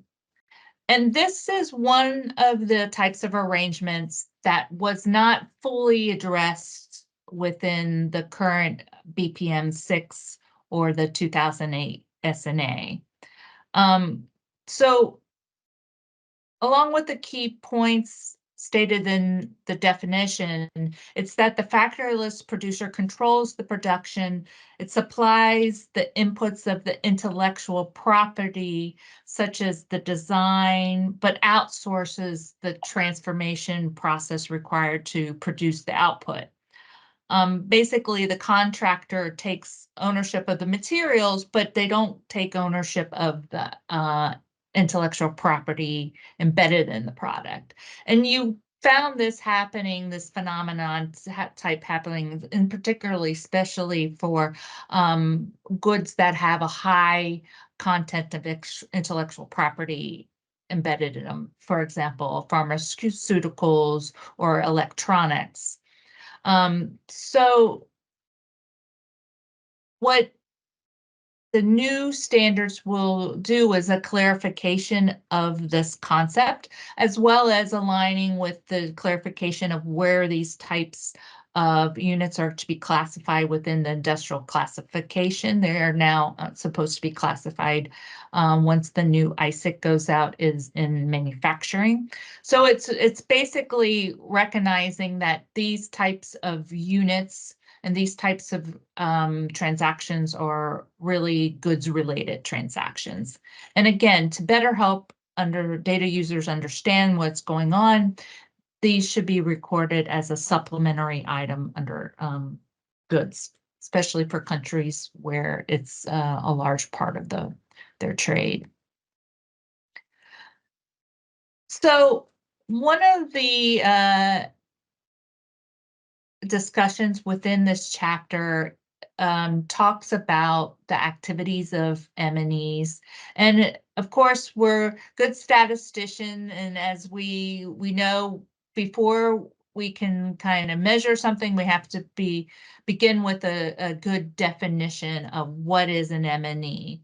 And the new chapter provides a clear statistical definition of M&Es that is common definition between the SNA and the balance of payments manual that emphasizes control and is in line with the framework on direct investment relationships.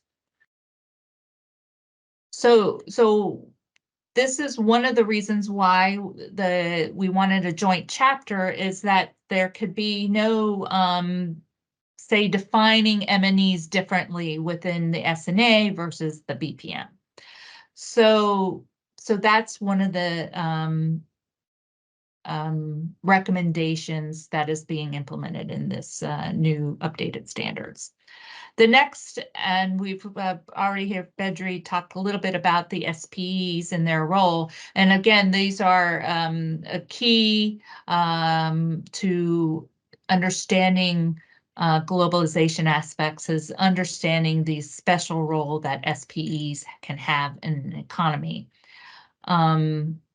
So again, there's not a change in the concept. It's just bringing everything together into one chapter. So, they are formally registered and incorporated legal entities, and they are recognized as institutional units in the country that they're registered, and they're directly or indirectly controlled by non-residents. So the thematic chapter provides an SP definition as well as a typology that can be used to identify and determine their appropriate institutional sector. So again, the host jurisdiction are encouraged to report supplementary data for SPEs, particularly when they're significant. And Bedri also talked about this idea about intellectual property products, and the intangible nature really makes the transfer of use of these IPPs difficult to observe, particularly within an M&E group. So the chapter does go into a discussion on the nature of these types of transactions and their implications.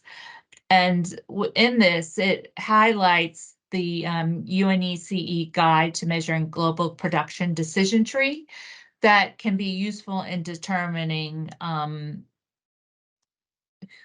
if the unit is an economic owner of the IPP. And so I will highlight that we're recommending that we use the term SPE to be restricted to entities that have non-resident parents. So if you have SPE-like units within the domestic economy, those would not be considered SPEs. SPEs can be economic owners of IPP assets. And again, this aligns to the idea that SPEs are institutional units, so they can own IPP assets.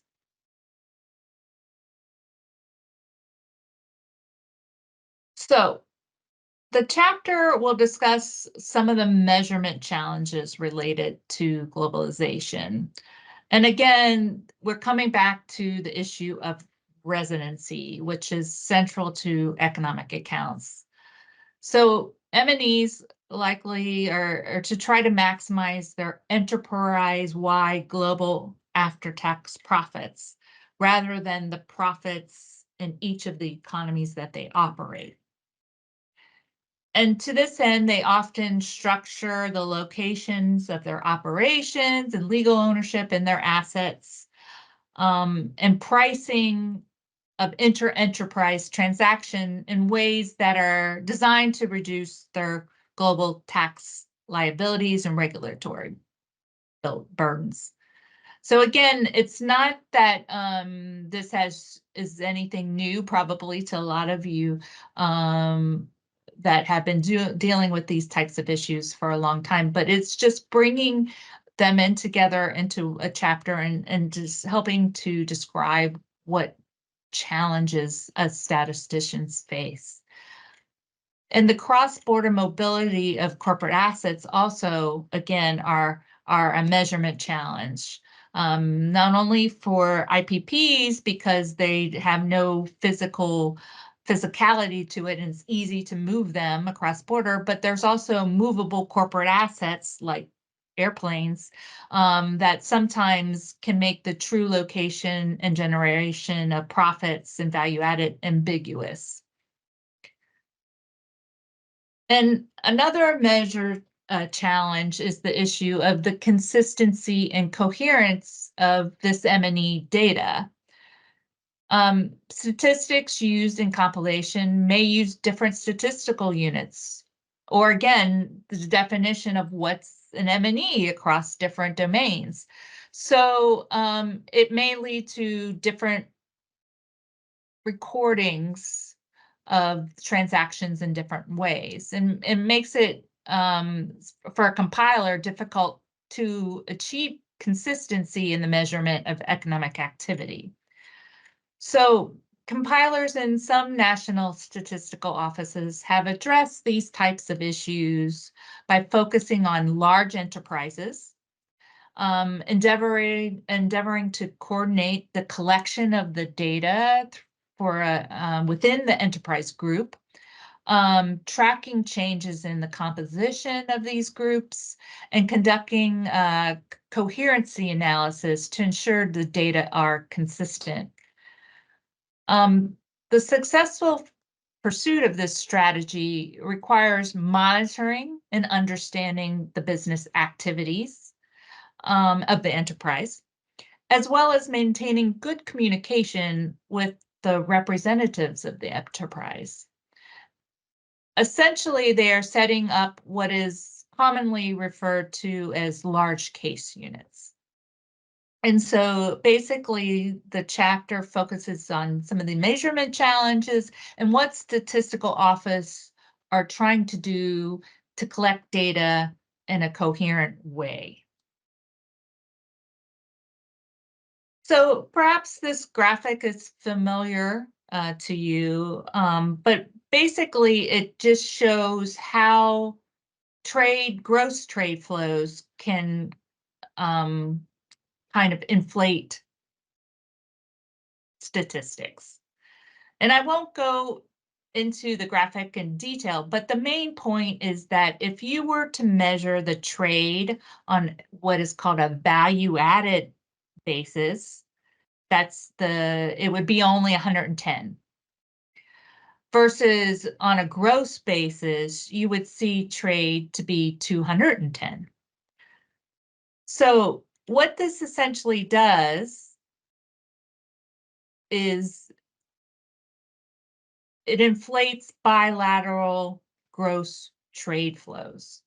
So essentially, the bilateral gross flows show C importing 110 from country B and no trade at all with country A, even though A is the main source of value added in the goods that C is importing from B.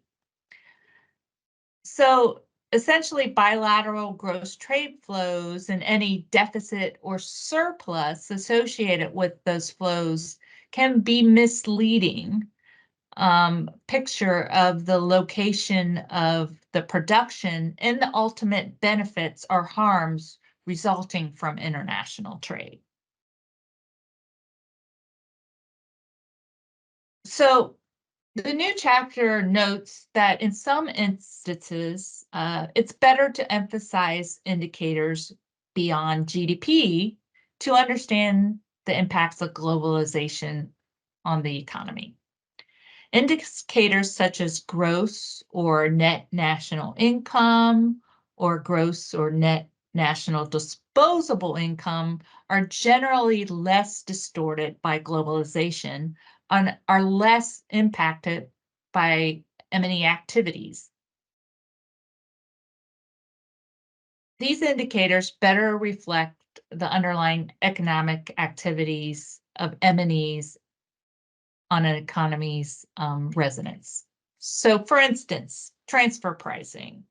It's a strategy used by M&Es to alter prices of intragroup transactions in order to shift profits to low tax regions.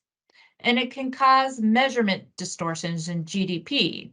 Essentially, it has an effect of misallocating GDP towards economies in which subsidiaries or affiliates face lower taxes.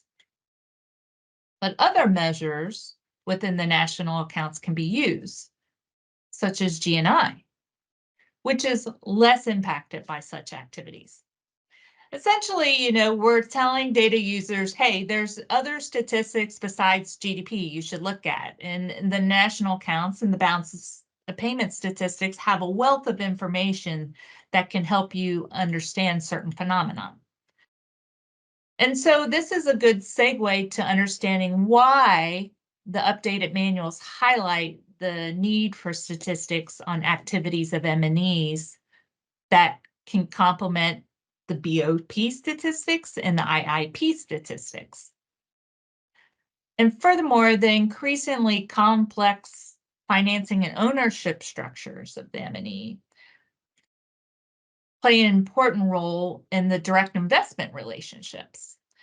Direct investment often involves M&Es channeling investments through several economies, resulting in a large portion of direct investment flows going in and out of the economy on their way to their final destination.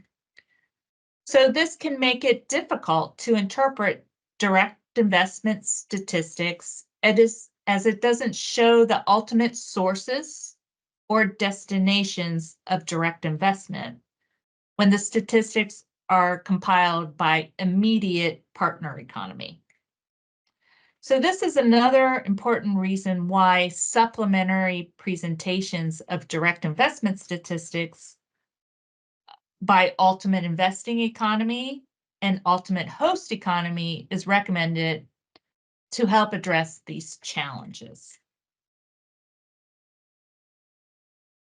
So you may be sensing a common theme here that our proposed solution to helping users better understand these issues related to globalization is to provide additional data, more granular data, more supplemental data. So for example, the updated manuals will add more details to institutional sector accounts by breaking down corporations into domestic and foreign controlled. Or you could even further break down and have an up which category to highlight the activities of SPEs. Another thing that statistical offices can do to help people better understand the issues related to globalization is to break down trade and investment income by enterprise characteristics. And this is one of the recommendations that can be done to assist the development of indicators on GVCs and to better identify the role of M&Es in current account transactions is to provide these supplementary data. Essentially, economies are encouraged to compile data on goods trade by enterprise characteristics. Many economies have added information on whether the enterprise is foreign or domestically owned in their tech statistics. And these statistics can answer questions such as what kind of enterprises are behind the trade flows of goods and services, and what is the share of small and medium-sized enterprises in total trade. So these are the types of questions that can be answered by utilizing these types of statistics. So as I discussed when I showed the graphic on the trade and value added indicators, or TIVA indicators, that they help show how gross trade flows can be inflated. And while one cannot fully see the activities of GVCs in conventional national account statistic, a GVC satellite or thematic account, I should say, uses a kind of a bottom-up approach that looks at a specific GVC production chain within the framework of national accounts and provides additional information on how those GVCs impact a particular product. TIVA statistics also provide a more comprehensive view of the interlinkages and dependencies, but I would say it maybe uses what I would call a more top-down approach in producing this statistics. And lastly, I'd like to say, you know, another kind of disaggregation or providing more granularity is to taking our traditional supply use tables, which we know are a powerful tool of getting a very high quality comprehensive estimate, because you're always confronting different data sources and it's within a very constrained accounting framework. And we could use that tool and extend it into what we're calling extended supply use tables. And so these are flexible and they can contain a wide variety of extensions. So essentially you're breaking down the supply use tables into further details. So its extensions range from more details on goods for processing types transactions to perhaps more ambitious breakdowns by size class of firms or by trading status. So if you're export oriented, or even by control. Again, you could break down these statistics into foreign controlled or domestic entities that are part of an M&E group to try to understand what is going on. And so basically providing such statistics can really help data users deconstruct what is going on. And it also serves as important inputs into refining estimates that are generated by these multi-regional input-output tables, which are definitely a very powerful tool that is used for macroeconomic analysis for issues related to globalization, but it also helps with, say, linking those multi-regional input-output tables to climate change statistics, for example, greenhouse gas emission statistics, because then you can produce things like carbon footprints of economic activity. So essentially, the main answers to a lot of the globalization related phenomenon is just to provide more information. It's not necessarily changing the way we do things. And that's all I have for this presentation. So I'm ready to answer any questions that you may have. Yes, thank you, Jennifer. Any question? You can either raise your digital hand or put your question in the chat box. Any question for the Jennifer on globalization?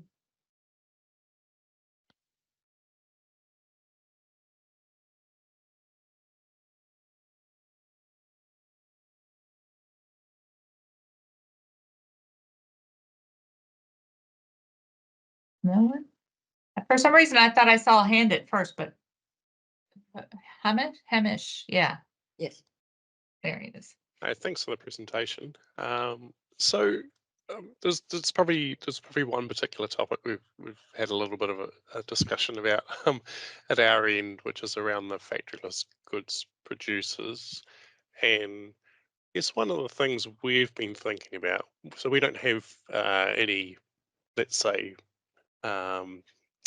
smartphone makers in New Zealand, but we do have things that we don't have a lot of manufacturing here, so a lot of it's outsourced, but it tends to be more, you know, things with relatively low intellectual property content and things like that. So one of the things we were wondering about is, I guess, some of the guidance around what to include or not, and whether the updated SNA and BPM have a bit more around that. I think even some of the words you had on the screen, I can't remember exactly, but there was sort of some slight elaboration there as well, I think, from maybe what I'd seen before. So I guess I'm wondering whether there's, it would be a little bit more around then, because I feel like there'll be probably quite a lot of other countries maybe in a similar position where there's sort of boundary issues about what to include and not. Yeah, so thanks.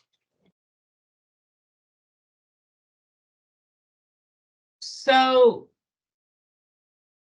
this has a lot of these boundary issues of what is going to be, say, is it a factorless good producer type of transaction or an a merchanting type transaction? Because you're right, you do find that it's easy for the very pure cases, but there's the blurring. So I think the short answer is that within the manuals itself, there's not a lot of the very practical implementation details. It will refer to the guidance already kind of being developed and produced on that. But I know that these types of issues are tricky.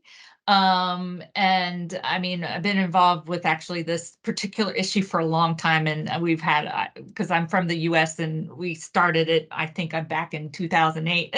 So it's amazing to me that we've been talking about it this long, and we had those same debates. It's like, okay, if it's a lock and it's not much intellectual property, you know, it probably doesn't matter that, you know, that you're going to put it in just trade or merging, you know, but where you probably want a more considered approach is these maybe high valued IPP type of products where it does matter a lot, like pharmaceuticals or electronics. So that would be kind of my personal recommendation. But like you said, it would be interesting is, I'm sure you're probably aware of a lot of the guidance that has been developed over the years on these types of things. So I think, you know, having more of the country case studies and things of how compilers actually treat these types of transactions is a good thing.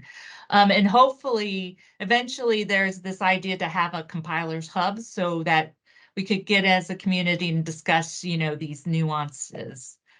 But in general, you know, I think for things that maybe aren't very material, as Jim would like to say, that I wouldn't necessarily worry about it so much. But where you see the big value things, that's where I would make an effort. Thanks.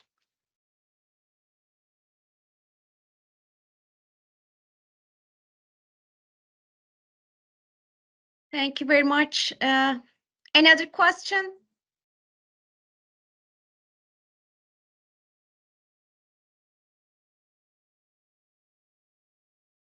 Jennifer, I don't see any question. Maybe we can have some other questions later, at the end of the day.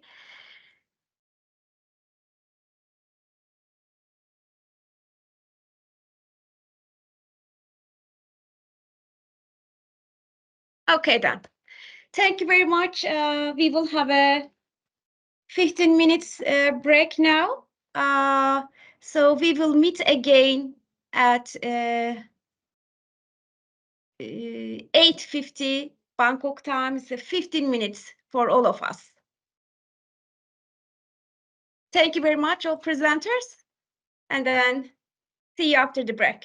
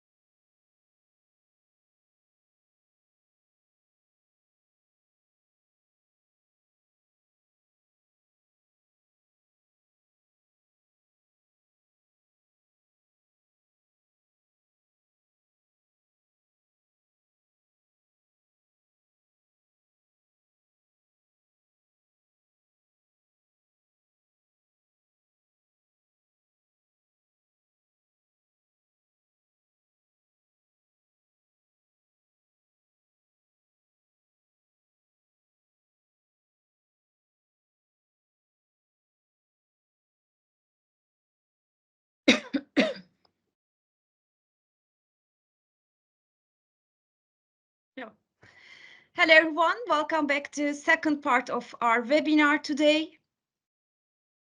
We will continue with the digitalization by Krista Howell, Deputy Chief, Balance of Payments Division, IMF Statistics Department. Kristi, over to you. Great, thanks, Pinar. I'll go ahead and share my screen now. Okay, so thanks everyone for sticking with us. I'm going to pick up to some extent where Jennifer left off, in the sense that I'm going to be talking about another one of the thematic chapters that we're going to be including in the manuals.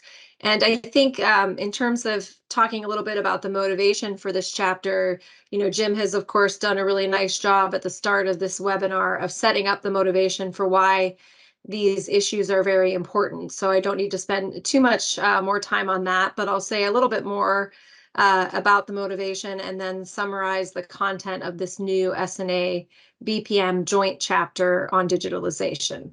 So again, as Jennifer described for globalization, this is also a thematic chapter, and the idea really is to bring together some concepts that are going to be talked about or touched upon here and there throughout the manuals. So this chapter is a chance to kind of bring that all together and talk about it in a little bit more comprehensive way. So again, just to say a bit more about the motivation, the idea of this chapter is to give more visibility to the impacts of digitalization on things like production, consumption, investment, and trade, all of these components of the macroeconomic accounts, including, importantly for the balance of payments, the relevancy of these issues for cross-border transactions as well.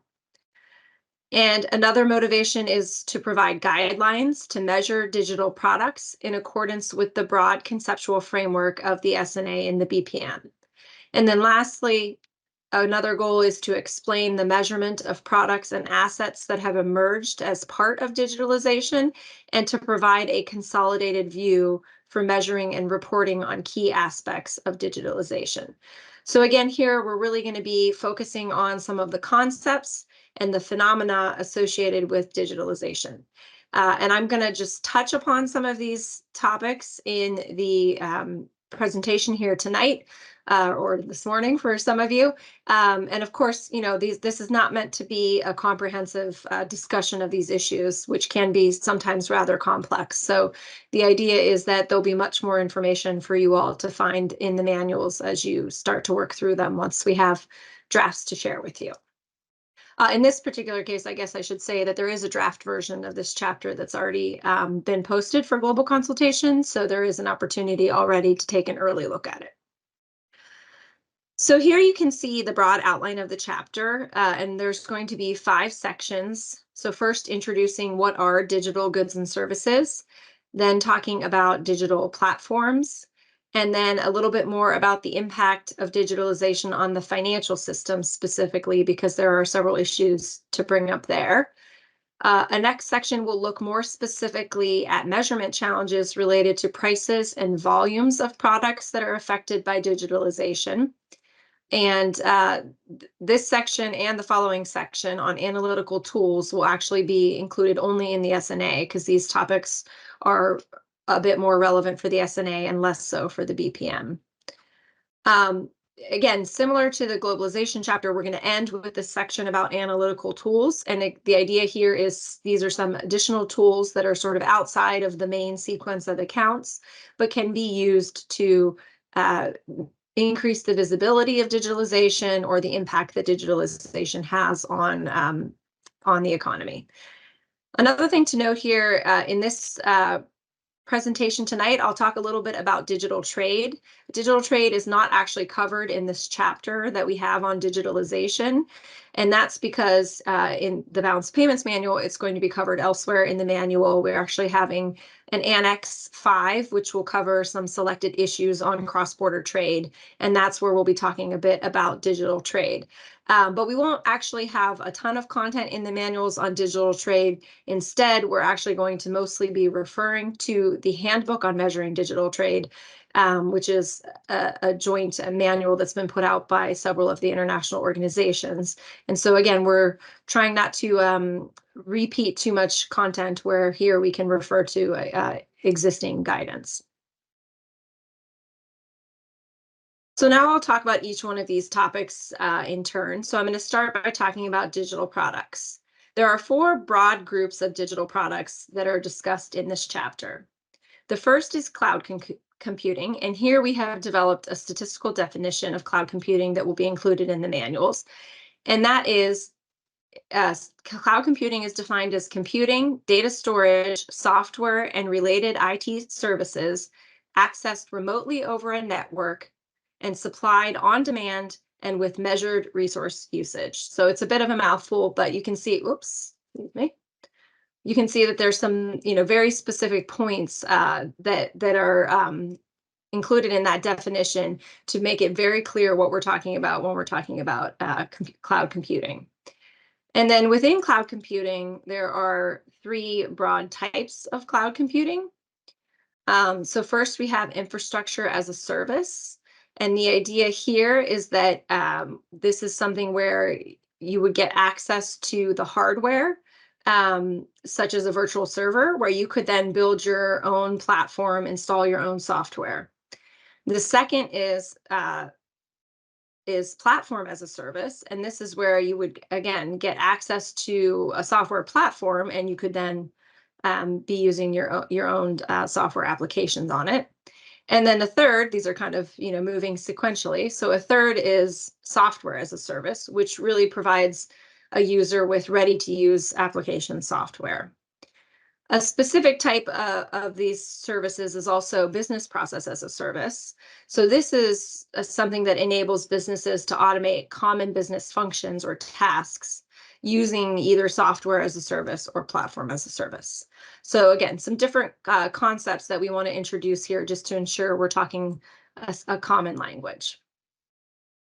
The next type of digital product is what is known as data as an asset. And of course, we've already heard a little bit about this in the discussion from Jim. We know that data is becoming an important type of intangible assets. And with this update, we're bringing data into the asset boundary, meaning that it's going to be considered as a produced asset and it's going to be capitalized in the SNA.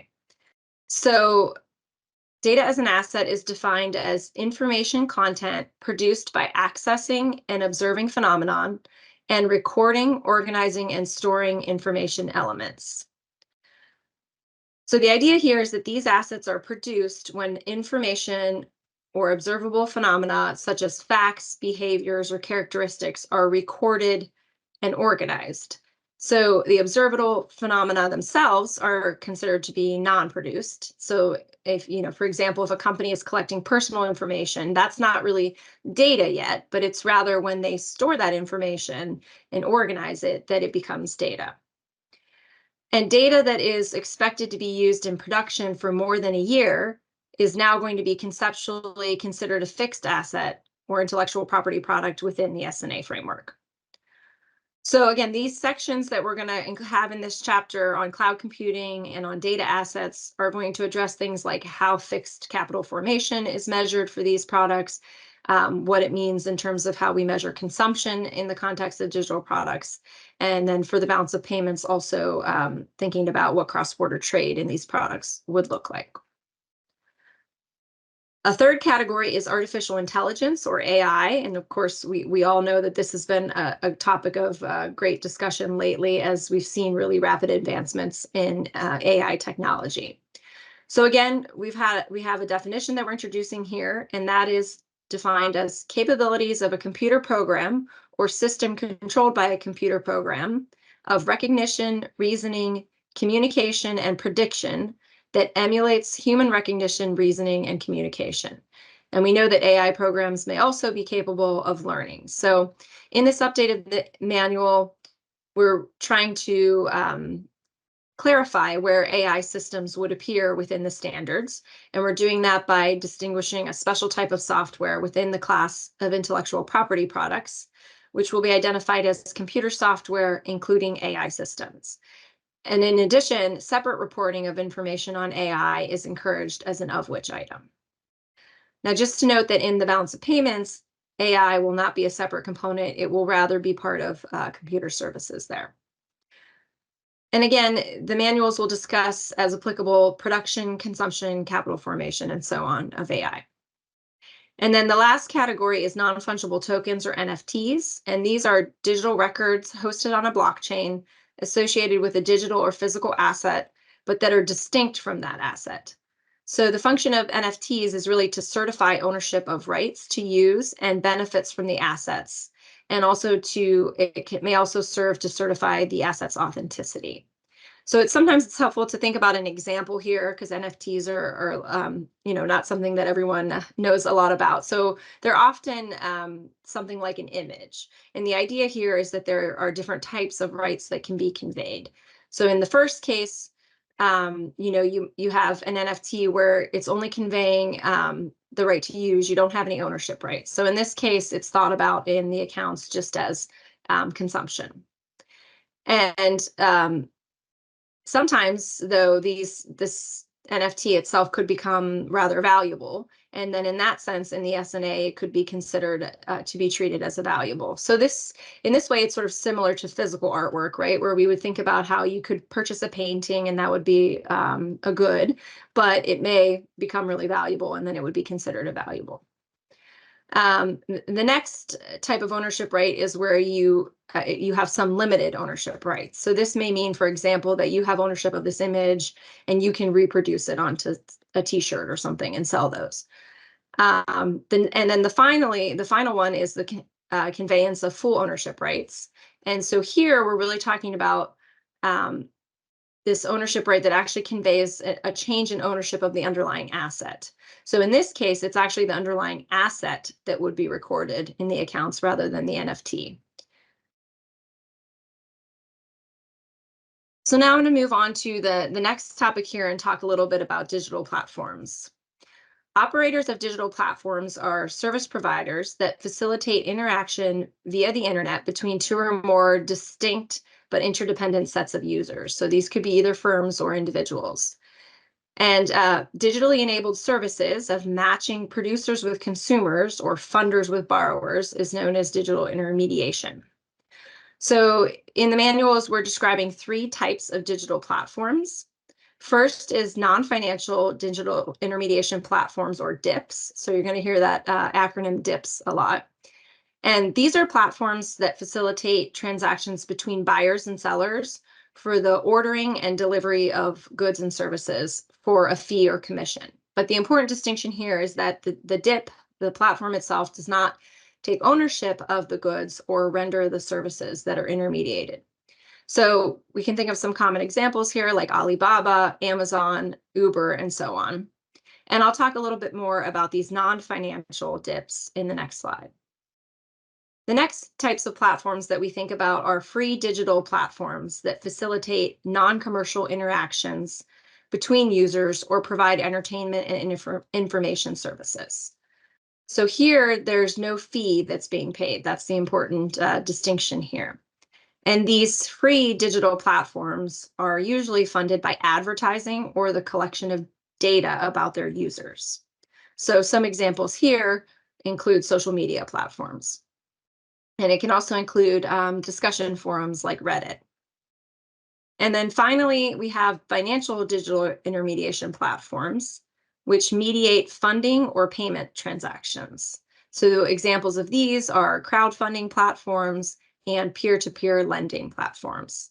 And again, I'll talk a little bit about more about those later. So just a bit more about non-financial DIPs. Again, these are online interfaces that facilitate for a fee this interaction between multiple buyers and multiple sellers. The output of a DIP, therefore, consists only of the intermediation services, which are reflected in a fee or a commission. So it does not include the goods and services that the DIP helps others to sell. Another way of saying this is that there is net recording for transactions via DIPs. Non-financial DIPs often will accept the customer's payment for the goods and services produced by the platform users and then deduct their intermediation fee from that amount before they pass it on, from the buyer to the seller. But in order to capture the true economic substance of this transaction, we want to measure these payment flows with some rerouting that we have to do to show a direct sale of the output of the producer using the platform to the buyer, and then a purchase of the intermediation services supplied by the platform.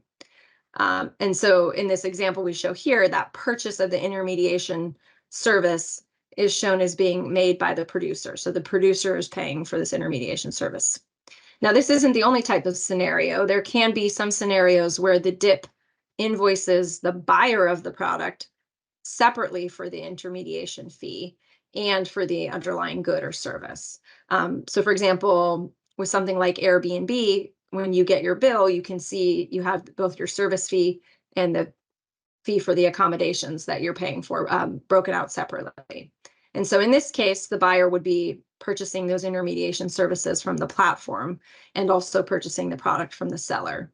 But when we don't know who is paying the fee, the recommendation in the manuals is to assume the producer pays the fee. So now, as I said, I want to take a few minutes to talk a little bit about digital trade, because we know, of course, that digital technologies are really changing the way that goods and services are ordered and delivered. Basically, they're shrinking the distance between buyers and sellers, and therefore these digital technologies have really transformed trade over the last several decades. So we can think about digital trade as a subset of international trade in goods and services. Digital trade is comprised of all international trade that is digitally ordered and or digitally delivered. And this is a formal definition that has been established in the Handbook on Measuring Digital Trade. The concept of digitally ordered trade is aligned with this concept of e-commerce, which is coming from a formal definition from the OECD from back in 2009. But of course, here, when we're talking about international trade, we've narrowed the focus so that we're only talking about international e-commerce. And digital trade is often facilitated by a DIP. So again, connecting back with the discussion we just had about DIPs. You may have a situation where you transact with a DIP to purchase a good or service. So this is this machine-to-machine ordering, which of course meets the definition of digitally ordered. If instead you order a product over the phone or in person at a shop, then of course this is not digitally ordered. And one thing to note is that the use of messaging apps or email to make an order right now is not within the definition of digitally ordered, but this is something where, you know, these definitions may evolve over time as the technology improves. So obviously we know that you can order goods and services online. For example, you can order products on Amazon, you can book a flight online through any number of platforms. But whereas either a good or a service can be digitally ordered, only a service, according to the manuals and according to the guidelines, can be digitally delivered. So digitally delivered services are services that can be provided online or digitally. So these include things like telehealth consultations, online design services, again, things that can actually be provided digitally. And the idea of digitally delivered services is consistent with this idea of categorizing trade and services by the mode of delivery. So we have by the mode of supply. So we have the modes of supply for trade and services, and the first of these is cross-border trade. And often a question that arises here when we talk about how only services can be digitally delivered is, what about digital products like ebooks or music downloads? So it's always important to go back here to the standards that exist in the Balance of Payments Manual, and this is something that exists currently in BPM 6, so this is not a change coming with this update of the manuals. But in the current standards, digital downloads of these types of products are recorded in trade and services. So in this sense, that's why we say that only services are digitally delivered. Now, as I mentioned earlier, the concepts of digital trade will be covered in an annex and are consistent with the Handbook on Measuring Digital Trade that I'm showing here. Another thing about this handbook is that it also lays out not only a conceptual framework, but also a template for reporting information on digital trade. So I just want to emphasize here that while we're going to be including some references to this handbook within the Balance of Payments manual, the idea is not to bring that reporting of digital trade into the Balance of Payments reporting framework as a whole. But that would, of course, be something for compilers to think about. If digital trade is particularly relevant for your economy, then you would want to consider looking more into that reporting template that exists and making those data available in a consistent framework so that they could be compared to data reported by other countries. Now I want to move on to free digital products and platforms. So we've seen that digitalization has been marked by the emergence of these free digital platforms. These have really, in many cases, become part of our daily life. And there's been this general expansion in the availability of free digital products. So as part of this update, in particular with the focus in the SNA, the idea was to look at how these free products are measured and whether or not they should be captured in the SNA framework. And basically, the SNA framework values the free outputs of non-market producers, such as nonprofit institutions, by the cost of production. However, that approach does not apply to free digital products generally, because mostly those are being supplied by commercial enterprises, like a social media company, for example. So the outputs of commercial enterprises are supposed to be valued by their price, which of course for free products is 0.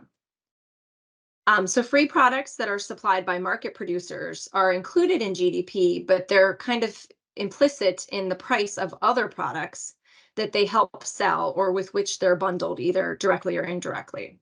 So the idea is that taken together, the items in the bundle generate at least enough revenue to cover the operating costs of the supplier of the free product, so that the overall output of the supplier is not undermeasured. And an important clarification here is that both platforms and non-platforms can supply these free digital products. So I'll say a little bit more about each of those here. In the case of non-platform suppliers, the free products are marketed to the same set of customers as the priced products in most cases. So, the idea here is that the free output will be used to promote sales of the priced output. This is a strategy that's known as a freemium price strategy. So this is where suppliers of the digital product offer a free product in order to get customers to come aboard, and then they promote the sales of their upgrades. And I think many of us have seen this. For example, if you download an app, you can use it for free, but then if you want to unlock all of the functionality of the app, you often have to pay for a premium membership. And so here, the price of the promoted output includes a markup that covers the cost of supplying that free output. Now, in the case of free platforms, some digital platforms, as I said, are owned by nonprofits. So some examples there are these public wikis that are created and maintained by volunteers. And these are operated like non-market producers. But as I said, most of the free digital platforms are actually commercial enterprises, and these are funded by advertising or by monetizing users' data. So you may have some examples here where one side of the platform would pay a fee. For example, maybe the sellers pay a fee, but the users can use the platform for free. So there's, of course, some different scenarios that can exist here. And we know that these business models are always evolving. Another topic here that comes up is free software. Free software products are often used by households for financial consumption or in production, and copies of free software are also frequently supplied across borders. So app stores are a type of DIP where the service that is being intermediated is often free. And these free and subsidized apps used by households may again be funded by advertising or data monetization or other services whose use they facilitate. So the services by apps that are funded by advertising are basically said to be purchased indirectly as part of the price of the advertised product. Similarly, open source software is often developed by corporations and then funded through the sale of complementary services. So maybe they allow you to use the software for free, but then they charge you if you want training or support on the use of that software. And the next point on this slide is just that the value of free services of platforms are not included when estimating the standard sequence of accounts explicitly, as I've talked about, but rather the cost of supplying these services is implicitly included in the price of advertising services or data sold by the platform. And also it could be in the platform's own account investment into data assets. So in effect, the standard sequence of accounts, the digital platform itself can be thought of as the user of the free services, and then the benefits that households derive from these services are merely a positive externality of the production of advertising services or data assets. So maybe another way to think about that is that, you know, we all are able to take advantage of these free products, but we pay for it in the time that we spend, you know, scrolling through the ads or the fact that our data is shared with others. One last point here about free digital products, and this has to do with user-generated content. So this is another area where we introduce guidance in the update of the manuals. So here, users of free platforms create content such as videos, blogs, photos, and so on. And generally, we think about these as being created for leisure, but they could be created for commercial purposes. So if they're created for leisure purposes, we say that they're outside of the SNA production boundary. And unless the creator is receiving some sort of remuneration, the user-generated content is assumed to be, again, outside the production boundary, assumed to be for leisure. But if they are receiving remuneration, then they're considered to be unincorporated household enterprises that are supplying services. And so these could be part of what we think about as the informal economy, right, where we have these small content creators that are doing some level of production from a household. Now, I know I'm running a little long on time, so I'm going to move a little quickly through these last couple slides, because I think in a lot of ways they reiterate a little bit about what's been covered already. But just want to make the point here that, again, digitalization is something that's had a significant impact on the financial system. So, you know, here just highlighting some of the specific types of actors that are relevant here when it comes to digitalization, such as these e-money issuers and online-only foreign exchange bureaus and money transfer operators. But the key point to make here, and this came out, I think, a little bit earlier in Bedri's discussion, is that as part of this update, we're not proposing to introduce separate sectors for these actors. Rather, we're just recognizing and emphasizing that these sort of fintech or insurtech providers should be included within the scope of the existing sectors because they provide similar services and goods, just in a different format. And then the last box here on the right about digital assets is an important point that we want to highlight here. And this is that the accounts will include information on digital assets. And digital assets are a digital representation of value recorded on a cryptographically secured distributed ledger or using similar technology. So these are where we're talking about things like fungible crypto assets. And here, when we say fungible, as opposed to earlier when I talked about non-fungible tokens, that means that they're not unique and they are divisible. So for example, if we think about Bitcoin, you know, one Bitcoin is equivalent to another. So digital assets are being described and defined in the manuals. And a key component here that came out of the discussions, and in fact involved many discussions within the international statistical community, is that a crypto asset with a corresponding liability will be considered a financial asset for the purposes of the SNA and the BPM. And a crypto asset without a corresponding liability will be considered a non-produce and non-financial asset. So this is a key point here, and rather than dwell on it too much, I'll just briefly turn to this decision tree to classify digital assets. So I won't go through this in detail, and I know it's a little small on the slide anyways, but you can see this in the draft digitalization chapter that's already available for global consultation. And the idea here is that this decision tree basically lays out these key questions of, does this digital asset have a counterpart liability or not?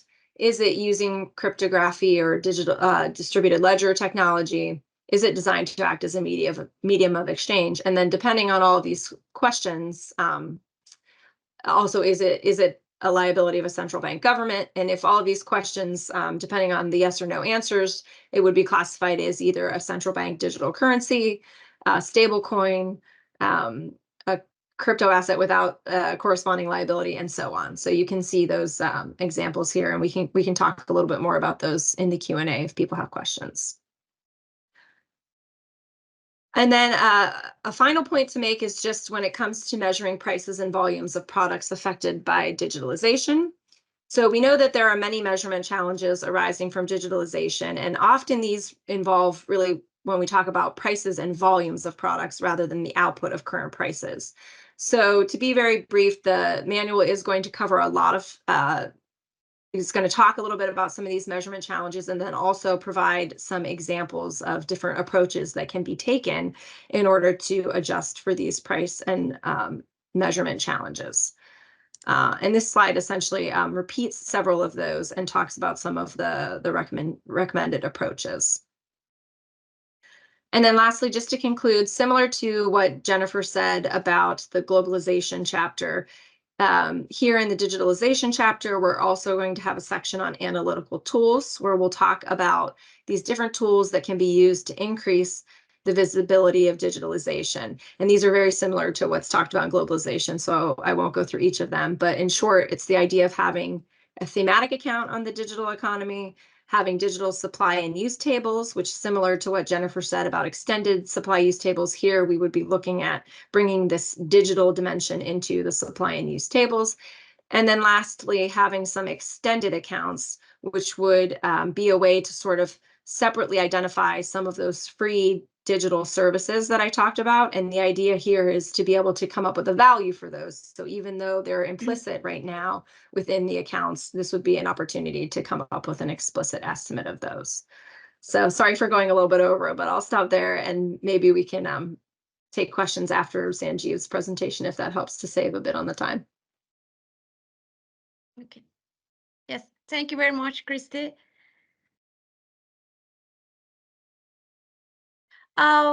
Before moving to next presentation,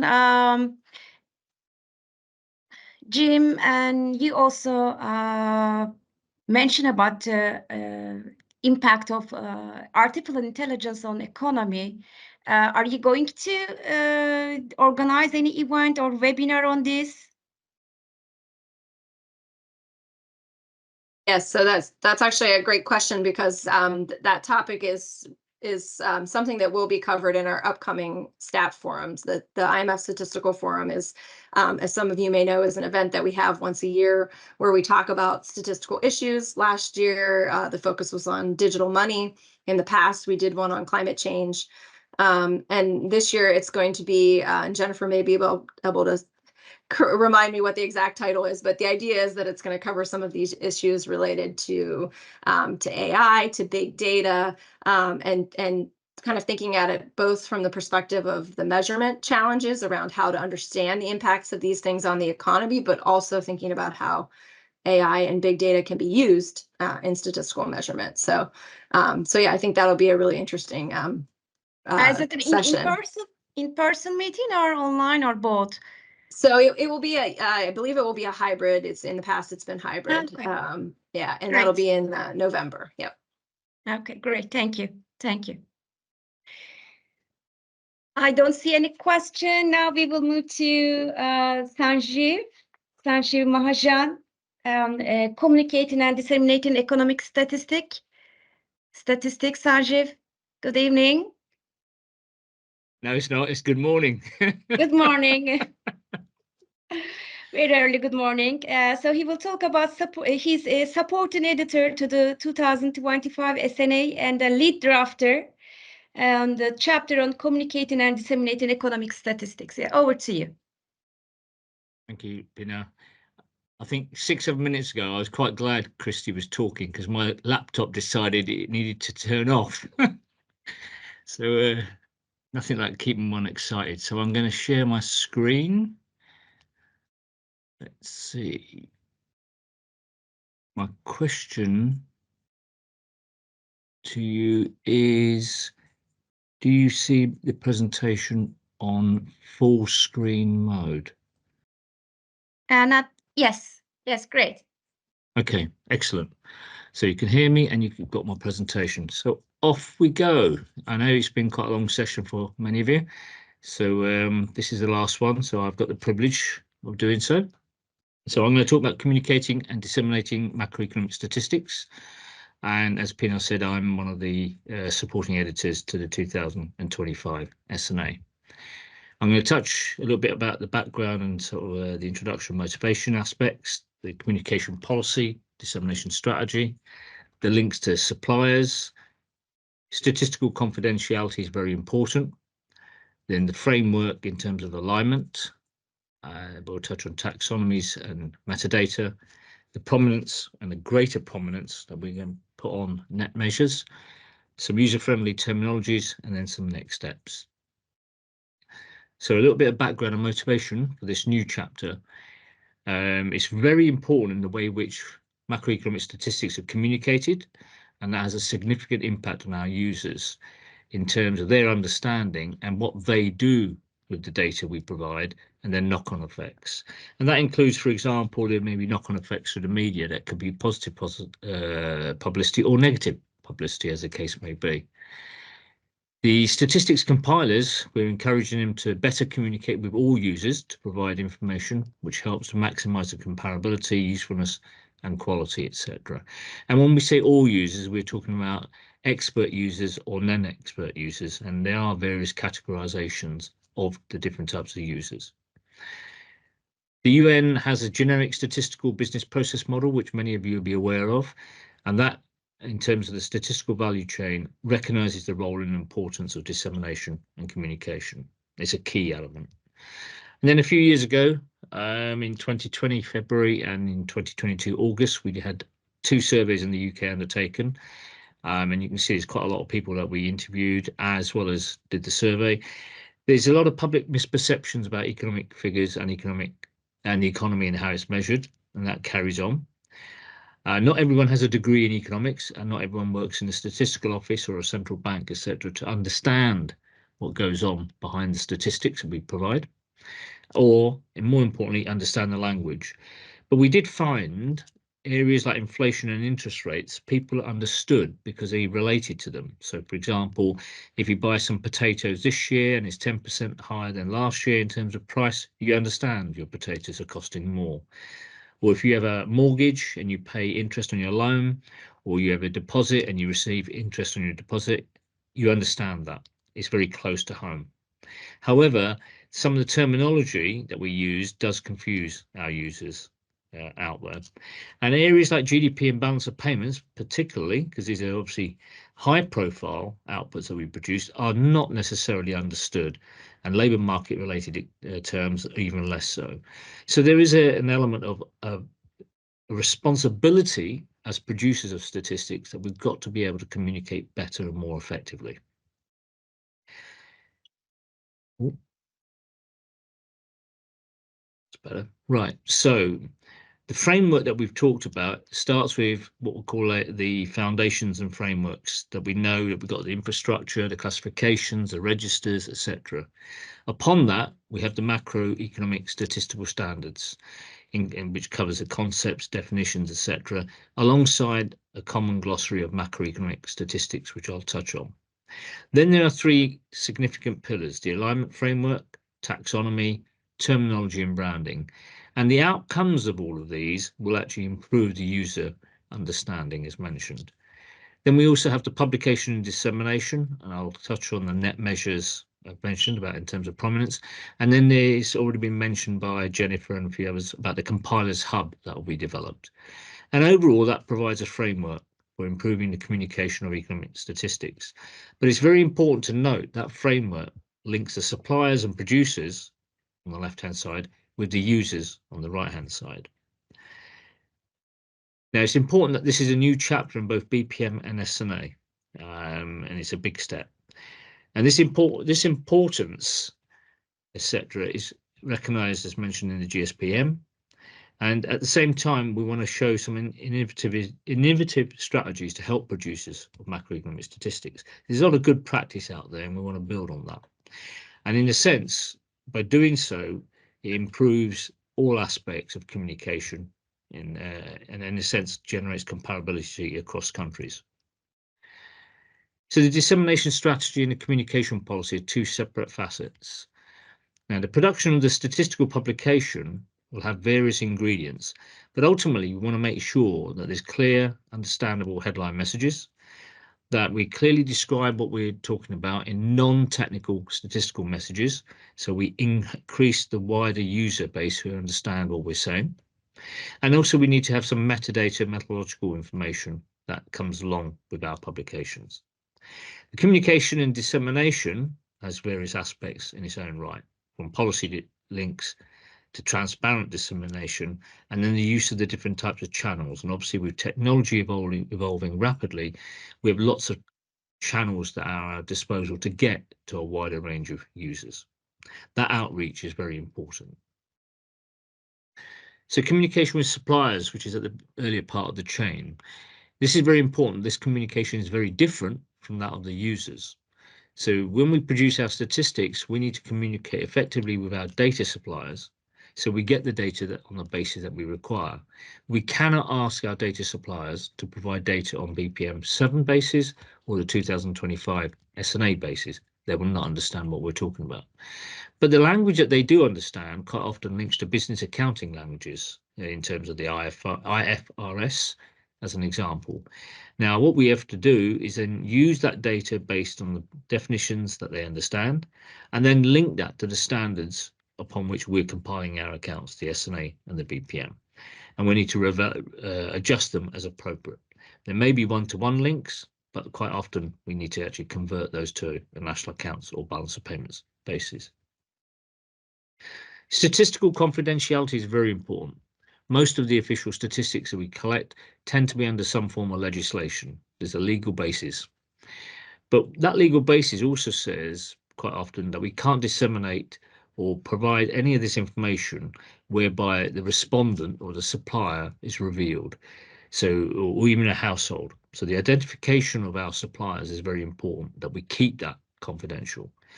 The same in terms of the content of the data. There's got to be policies that mean that we do not supply the data that you can identify the supplier. And quite often there's various techniques like perturbation or aggregation or double dots, etc., that allows us to publish data that remains confidential. But underneath all of this, what we should also be seeking to do is maximize the amount of data for the public good and the users out there, but still we need to maintain the confidentiality obligations that I've just mentioned. So moving on to a framework in terms of measuring alignment. Now, users don't necessarily know if a country is on which SNA or BPM or industrial classification or product classification, etc. So we need to provide more metadata to inform users of the basis of the data that they get. And then that is also comparable with the adjustments that they would need to make across different countries, which may not be on the same basis. So this framework will actually be self-assessed for countries on their economic statistics.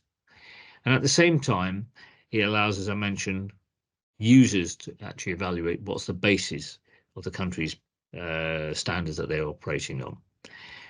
And it's not a criticism and it's not a scoreboard. It's an information base. And that's important. It's viewed in that context. The results will be available in a digestible format.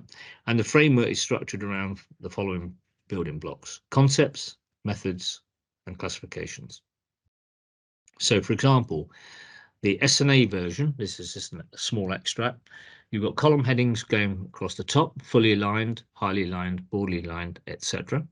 And down the rows, you have different particular aspects of the SNA, different concepts. So, for example, you have the production boundary. It covers market output, and you may well be fully aligned. But on something like the informal economy, you may be broadly aligned. So there is a little bit of subjectivity here, but this helps to provide the user the basis of the SNA accounts.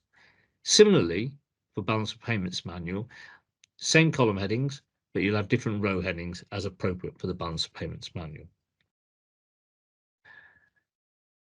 Taxonomies and metadata. So it's very important when we're communicating What is the basis? What is the quality, timeliness, frequency, and reference period? So here you've got GDP as an example. By providing this standard frame, then people will know what type of revision it is, how timely, how frequent, the reference period, and how far back the update takes place. And if everyone could actually apply this, then anyone drawing data from any country will know what is the basis of that data. Now, at the moment, we have various terms like flash estimate, first estimate, second estimate, final estimate, benchmark estimate, etc. And they're not necessarily used on a consistent basis. So the user doesn't necessarily understand what is the term first estimate actually mean. So this frame is a guide, in a sense, to encourage people when they move on to the 2025 SNA, or even if earlier, to utilize. And if every country does that, then you obviously clearly improve comparability. At the same time, when we put the releases out, quite often we've revised our data. What's the basis of the revisions? It could be a change in the methods. It could be change in source data. There's new source data that's become available.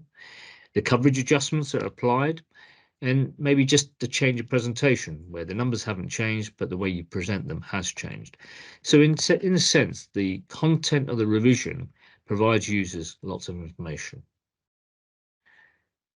I mentioned net measures. Now, obviously, with climate change and in 2025 SNA and BPM7, a lot more focus on the environment, and therefore the focus on the net measures. Now, the net measures are conceptually better than the gross measures. However, the net measures have a lot of challenges in terms of measurement, not the concept, but the measurement. We're not saying the net measures replace the gross measures, but they complement them. It's very important to note. We're not saying GDP or GNI is lost. What we're saying is the net comparators have got a role to play, and we need to give them greater emphasis. Now, there is issue about measurement, and we're going to provide some support for higher quality and reliable net estimates. At the same time as improving the estimation of consumption of fixed capital, which is now going to be called depreciation, we also need to improve the measures of depletion of natural resources. So additional guidance will be provided. At the same time, here it's important to note, when you move from the gross to the net, for many decades, consumption of fixed capital was the only difference. Now there will be a second item in that step, the measures of depletion of natural resources. And that will fit into the production boundary, etc. And again, in a sense, the capital measurement all round needs to be improved. So we also have use of easier to understand terminology, which we found our users really do want. And in this section, what we've done is we've harmonized the definitions across the macroeconomic statistical standards for the producers primarily. But we've also developed a single harmonized common glossary of macroeconomic statistics covering the various standards. And we've got some examples of user-friendly terms and explanation of terms for communicating with users. Now, coming to the glossary. Now, when I mention glossary, many people think it's quite a bit boring, or abbreviations are boring, etc. But what this has done is provided a further layer to harmonize across the international statistical standards. At the same time, give us clear and consistent understanding of the terms and definitions. So in a sense, this is going to be a standalone electronic publication linking the standards. It's been a significant exercise undertaken by the communication task team all the way through to the SNA and BPM editorial teams. Not only has this chapter been a joint effort, but the glossary has also been a very big effort, and that collaboration has been very important between all the players involved. We started with around about 1,240 terms. We've ended up with 825 thereabouts. But not just that we tidied up the terms, we've also got agreed definitions supporting those terms. And the inputs for this exercise have come from 8 statistical standards. And it's very important. This is the first time this has been done. And this actually gives a further outreach, in a sense, to harmonizing across the standards. Some examples of easier to understand terminology. The compensation of employees in some countries is not understood, but remuneration of employees is and often used in company accounts. Consumption of fixed capital I mentioned will be called depreciation. And it's important to note here the definitions and the precise nature of what we consider to be consumption of fixed capital is not being changed. The term depreciation, if you say to someone your car depreciates or your house depreciates over time, your fridge, freezer, etc., they understand. But they don't need to know whether it's historical cost accounting or current replacement cost in terms of how we depreciate.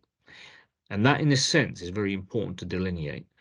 Now, for example, we're reducing well, in a sense, the 2008 SNA was clear on where the terms net could be used. And quite often there's a lot of loose language being used on the net, and we've tidied that up. So net fees is fees less service charges, or net guarantees is guarantees less service charges. Write it out in full.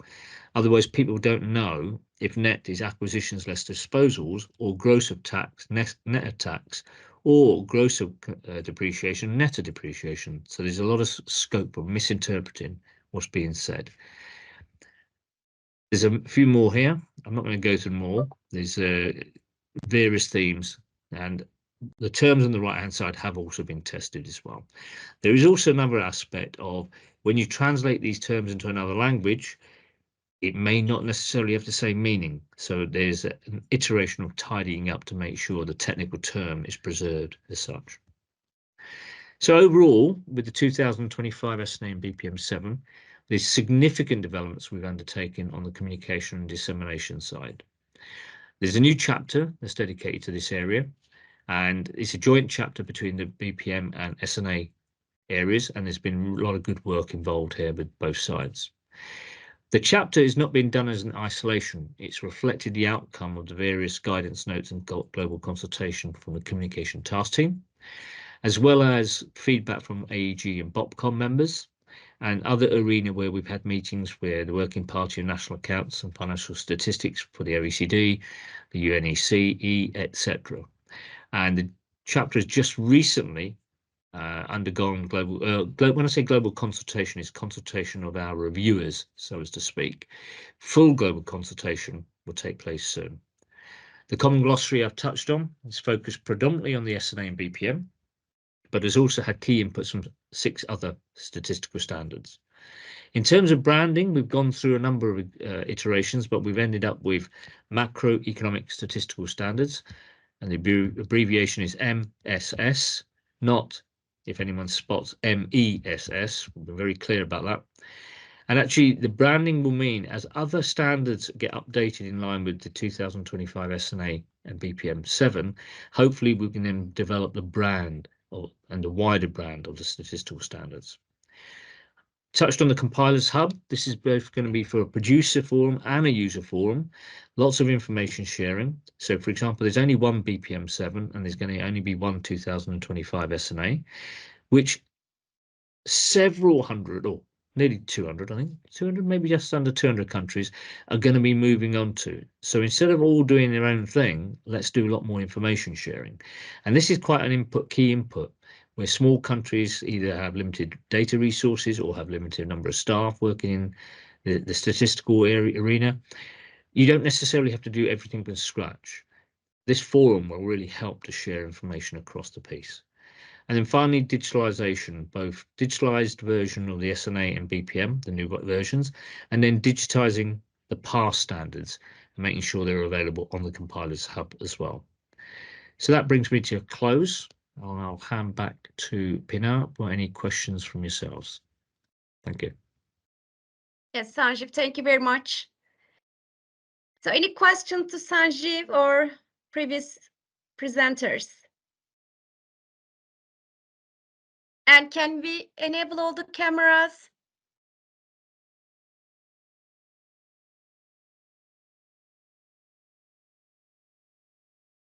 For the participants as well? Question from Tom. Yes, Tom. Hi, Sanjeev. Thanks for the presentation. Yeah, well done. Obviously, getting up in the early hours of the morning to do the presentation. It's obviously really early in the UK at the moment. Yeah, maybe just one question I had around this chapter, and fully get the rationale around moving to more simplified terminology for our users. But just in terms of how you kind of communicate that, some of those changes to the users. So, and I suppose the context is that, like, so terms like, say, FISM, which we as kind of national accountants understand very well, but our users have been trained up for quite a lot of years to understand what those are, similar to things like compensation of employees. But just any advice around how do we kind of get our users to kind of move to what, obviously the rationale being to try and simplify some of the terminology, but they've been trained up to kind of be accustomed to these things. So I was interested in your thoughts on that aspect. Thanks. Yeah, it's a good question, because in a sense we're collating that bridge of communication between us and the user, and then how do you test it out, etc., and implement it. So and I can tell you one thing: when we interviewed the 2,000 plus people in the second wave, not one person understood FISM. They didn't get a free box of chocolates either, because no one got it. But what's important to note is our expert users and our non-expert, or specialist and our non-specialist, etc., however you want to categorize them. You're going to have to do certain things with your expert users. So let's say, for argument's sake, your finance ministry, the central bank, government departments, etc., who will, as you say, familiar with terminology. And then I think in the program of implementing the new SNA and the BPM, you've got to have webinars, meetings, seminars, teachings, if you want to call them teachings, not only to cover the concepts that are changing, the definitions that are changing, but also the use of the terminology. Okay. Now, some of those users may come back to you and say, well, I like FISM. I don't want you to change compensation of employees. I like consumption of fixed capital. I love this esoteric stuff that nobody else understands apart from our community. That's not it. It's a wider community. Then you've got the media, the journalists, and I'm not saying any media, I'm talking about the economic journalists, etc. They're going to have sessions, again, on the same principles, but maybe with different weighting of those principles, because it's a slightly different audience. And then least of all, you've got to have your staff. I mean, I still have staff who talk about depreciation when they're meant to be saying consumption of fixed capital. Now they'll be okay because they're coming back to depreciation. So we've gone from 3 SNAs and they've gone back to the one we had 3 SNAs ago. So I think there's going to be different initiatives required to get people on board, but you don't want them to lose sight that the definitions behind the terms, whether they have or haven't changed, the terms being used are not reflecting changes in definitions.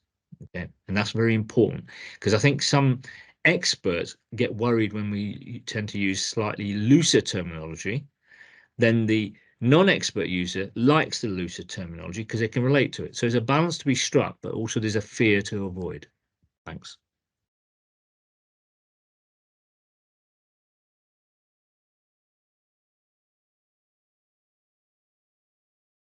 Okay. I can Thank you see very Bruce much. is on the screen, just to say hi, Bruce, but I don't know if he's got a question or not, but Yeah, I do, Bruce but used to work in the UK many years ago. yes. Yeah, great to see you, Sanjeev, and appreciate that you're sort of like losing sleep over this. We always I'm as young as ever. Oh, good, excellent. Yep, no, but yeah, it was just you'd sort of kind of touched on, well, you covered what I was thinking about, sort of like the accountants that sort of had, you know, a different notion of depreciation, and yeah, and it's about making clear that the, you know, there's definitions sort of sitting behind the terms. So thank you for that.